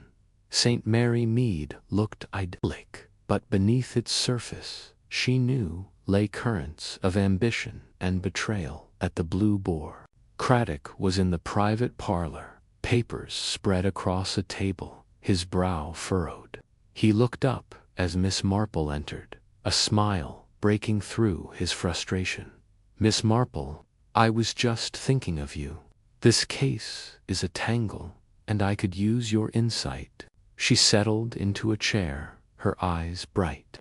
"I've been thinking of you too, Inspector. I've come across something that might interest you about Dr. Thompson." Craddock leaned forward, his interest piqued. "Thompson, he's been on my list. A bit too smooth, if you ask me. What have you got?" Miss Marple recounted Sarah's visit and the journal entry, her voice calm but precise. Tom suspected Dr. Thompson knew something about Meadowland, perhaps tied to the old legend. "And there's more. Mrs. Price mentioned an argument between them, something about Tom ruining everything. I wonder, Inspector, if you've looked into the doctor's financial situation." Craddock's eyebrows rose. "Financials? We've been focused on alibis and the crime scene, but I can dig deeper. Why do you ask?" Miss Marple's lips curved slightly. "In my experience, money is often at the root of such troubles. A man like Dr. Thompson, well respected, trusted, might have secrets he'd rather keep buried, and Meadowland, with its promise of wealth, could tempt even the most upright." Craddock nodded, jotting a note. "I'll have my sergeant check into Thompson's accounts. Anything else?" "There's the matter of the locket," Miss Marple said. "Mrs. Green's explanation that she lost it years ago doesn't quite sit right. It's too convenient, don't you think? Almost as if it were placed to point us in her direction." Craddock frowned. "You think it's a plant?" "I think," Miss Marple said, her eyes twinkling, "that someone wants us to look at Mrs. Green while they slip into the shadows. And Dr. Thompson, with his nervous hands and late-night wanderings, might just be that someone." The inspector leaned back, rubbing his chin. "You've got a knack for this, Miss Marple. I'll have a word with Thompson today. Care to join me?" She shook her head, her smile gentle. "Oh, no, Inspector. You're far better at the official questions. I'll just potter about the village, listen to the chatter. People say more than they mean to when they think no one's listening." Craddock chuckled. "I don't know how you do it, but I'm glad you're on my side." Miss Marple left the inn, her mind already mapping out her next steps. Dr. Thompson's surgery was near the church, a neat brick building with ivy climbing its walls. She decided to take a detour past it, not to confront him. She left that to Craddock, but to observe. Observation, she knew, was often more revealing than questions. As she approached the surgery, she saw Dr. Thompson through the window, sorting papers at his desk. He was a tall man in his 50s, with thinning hair and a perpetually tired expression. But today, his movements were hurried, almost frantic, as he stuffed documents into a drawer. Miss Marple paused, pretending to adjust her shawl, and noted a woman leaving the surgery, Mrs. Eliza Green, her fur-trimmed coat unmistakable. The two exchanged a brief, tense glance before Mrs. Green hurried away. Interesting, Miss Marple thought. She recalled a case in her youth when a village doctor had been blackmailed over a debt, his desperation leading to rash actions. Was Dr. Thompson in debt to Mrs. Green? Or was there another connection, perhaps tied to Meadowland's potential sale? She continued her walk, stopping at the post office to pick up a few stamps. Mrs. Bailey, the postmistress, was a font of village news, and today was no exception. "Terrible business about young Tom," she said, handing Miss Marple her change. And Dr. Thompson's been ever so odd lately, snapping at patients, locking himself in his office. Not like him at all. Miss Marple nodded sympathetically. Grief affects us all differently. Did he know Tom well? Oh, well enough. Treated him for that cut, didn't he? And I heard from Mrs. Price that they had words, something about Meadowland. I don't think anything yet, Miss Marple said, her tone mild. But it's curious, isn't it, how a small village holds so many secrets. She left the post office, her mind piecing together the fragments. Dr. Thompson's argument with Tom, his financial ties to Mrs. Green, his presence near Meadowland, all pointed to a man under pressure. But was it enough to drive him to murder? She thought of the third oak, the disturbed soil, the locket. Someone had been digging. Someone who believed or wanted others to believe the treasure was real. That afternoon, Craddock called at her cottage with news. You were right about Thompson's financials, he said, settling into the armchair. He's in debt, and not a small amount. Seems he borrowed heavily from Mrs. Green to keep his practice afloat. She's been pressing him to repay and get. This she's hinted at buying a stake in Meadowland to settle it. Miss Marple's needles paused. So, if Meadowland were sold to developers, Mrs. Green would profit, and Dr. Thompson's debts would be eased. But Tom, with his research, was a threat to that plan. Exactly, Craddock said. He was poking into the land's history, stirring up talk of treasure. Craddock sighed. I've got him coming to the station tomorrow. We'll press him on his movements that night. But there's something else. Sarah found a receipt in Tom's things from the surgery, dated the day before he died. Thompson prescribed him something for the cut, but the dosage seems off. My sergeant's checking with a chemist. Miss Marple's eyes narrowed. A mistake in dosage, or something deliberate. If he's involved, he'll have covered his tracks. As Craddock left, Miss Marple returned to her knitting, her mind weaving through the possibilities. Dr. Thompson's secret was emerging, a man trapped by debt, tied to Mrs. Green's ambitions, perhaps driven to silence Tom before he could derail their plans. But the locket, the note, the oak, they didn't quite fit.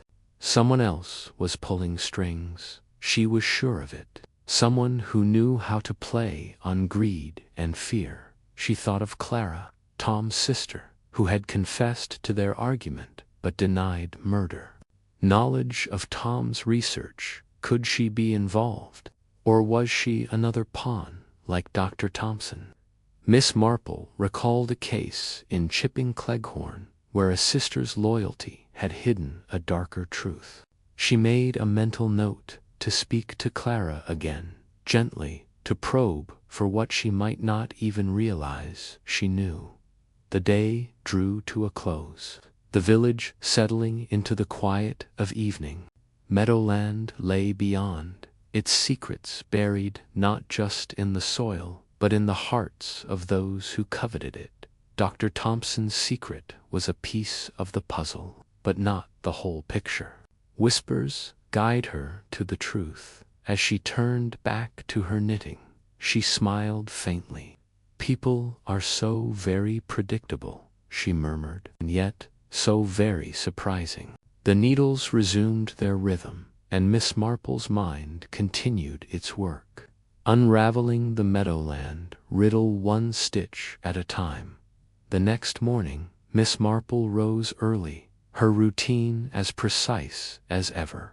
She breakfasted on toast and marmalade, then set out for the church, where she knew Dr. Thompson often stopped to collect his thoughts. The church was quiet, its ancient stones cool in the morning light. She found him in a pew near the back, his head bowed, his hands clasped tightly. "Good morning, Dr. Thompson," she said softly, slipping into the pew beside him. "I hope I'm not intruding," he started, his face pale. "Miss Marple, no, not at all. I was just thinking about Tom Reed, perhaps," she asked, her tone gentle but probing. "Such a tragedy. He was so young, so full of promise." Dr. Thompson's jaw tightened. "Yes, a terrible loss. I treated him, you know, just a small cut, nothing serious. But he was obsessed with that meadow, always talking about treasure."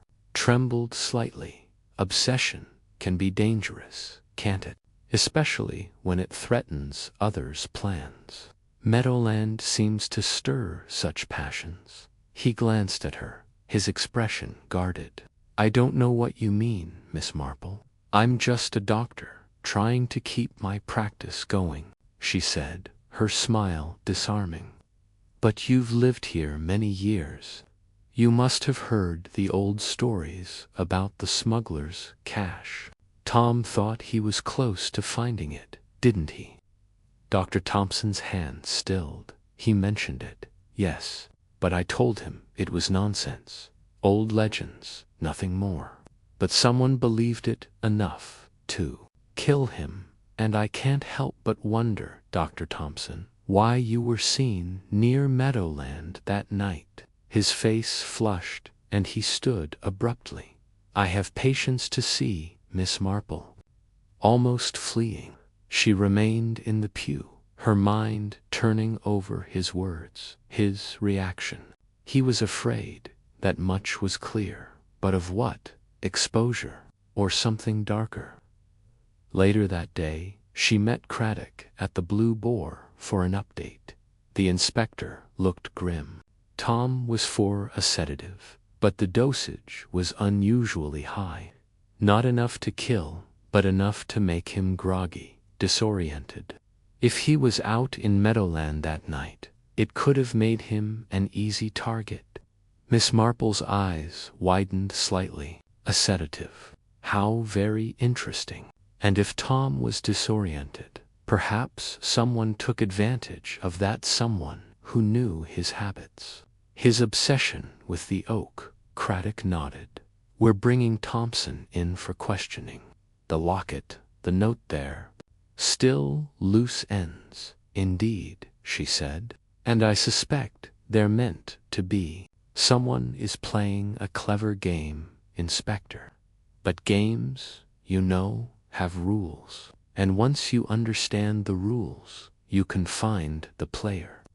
As she walked home, Miss Marple felt the pieces of the puzzle shifting, not yet fitting, but closer than before. Dr. Thompson's debt, his connection to Mrs. Green, the sedative, it all pointed to a man caught in a web of his own making. But was he the spider or the fly? Found, and Clara with her secrets and her sorrow. The truth, Miss Marple knew, lay in the spaces between them, in the quiet moments where people revealed themselves without meaning to. She reached her cottage as the sun dipped low, casting long shadows across the garden. She paused, looking toward Meadowland, its fields golden in the fading light. "Not long now," she murmured. "The truth always comes out in the end." She attended a village fete, where she listened to Mrs. Price complain about Dr. Thompson's recent brusqueness with customers. She visited Sarah again, who shared more of Tom's notes. She called on Clara, who was tearful but insistent that she had only wanted to protect Tom, not harm him. Each conversation, each glance, added to Miss Marple's mental tapestry, the pattern growing clearer. Craddock, meanwhile, was thorough. His team searched Dr. Thompson's surgery, finding no direct evidence of murder, but uncovering letters from Mrs. Green, pressing for repayment and hinting at mutual interests in Meadowland. The inspector shared these with Miss Marple over tea, his frustration evident. It's all circumstantial, he said. Thompson's in debt. He argued with Tom. He prescribed that sedative. Miss Marple sipped her tea, her eyes thoughtful. Circumstantial, yes. But consider, Inspector, how people behave when they're cornered.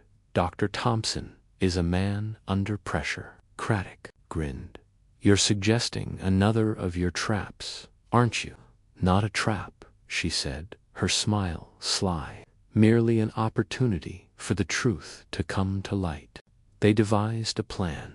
Craddock would question Dr. Thompson again, this time hinting that new evidence had surfaced, a witness, perhaps, or a clue found in Meadowland. Miss Marple would watch from the sidelines at the village hall where the questioning would take place, her presence unassuming but her eyes sharp. The questioning was set for the next morning. Miss Marple arrived early, taking a seat in the back of the hall, her knitting in her lap. Dr. Thompson entered, his face drawn, his hands fidgeting. Craddock was calm but firm, laying out the facts, the sedative, the debt, the argument with Tom. He mentioned a new development, keeping it vague. Watching Thompson's reaction, the doctor's composure cracked. I didn't kill him, he burst out. I swear it. Yes, I argued with Tom. He was going to ruin everything, poking into things that didn't concern him. And yes, I owe Mrs. Green money, but I didn't touch him. Then why the sedative? Craddock pressed. Why give him a dose that could knock him out? Thompson's hands shook. It was a mistake. I was distracted, worried about the debts. I didn't mean for it to be so strong. Miss Marple watched, her needles still. A mistake, he said. But was it? She thought of the locket, the note, the oak. Dr. Thompson's story explained much, but not everything. Tom would be in Meadowland, vulnerable, as the questioning ended. Miss Marple slipped out, her mind racing. Dr. Thompson was part of the puzzle, but not the whole. The true killer, she suspected, was someone who had orchestrated the clues, playing on the village's greed and fear. She thought of Mrs. Green, her ambition, her locket, and she thought of the note, its handwriting so carefully crafted. At her cottage, she sat by the fire, her knitting forgotten. She closed her eyes, letting the pieces fall into place. Dr. Thompson's secret was out, but it was only a step toward the truth. The Meadowland Riddle was deeper, darker, and Miss Marple was determined to solve it.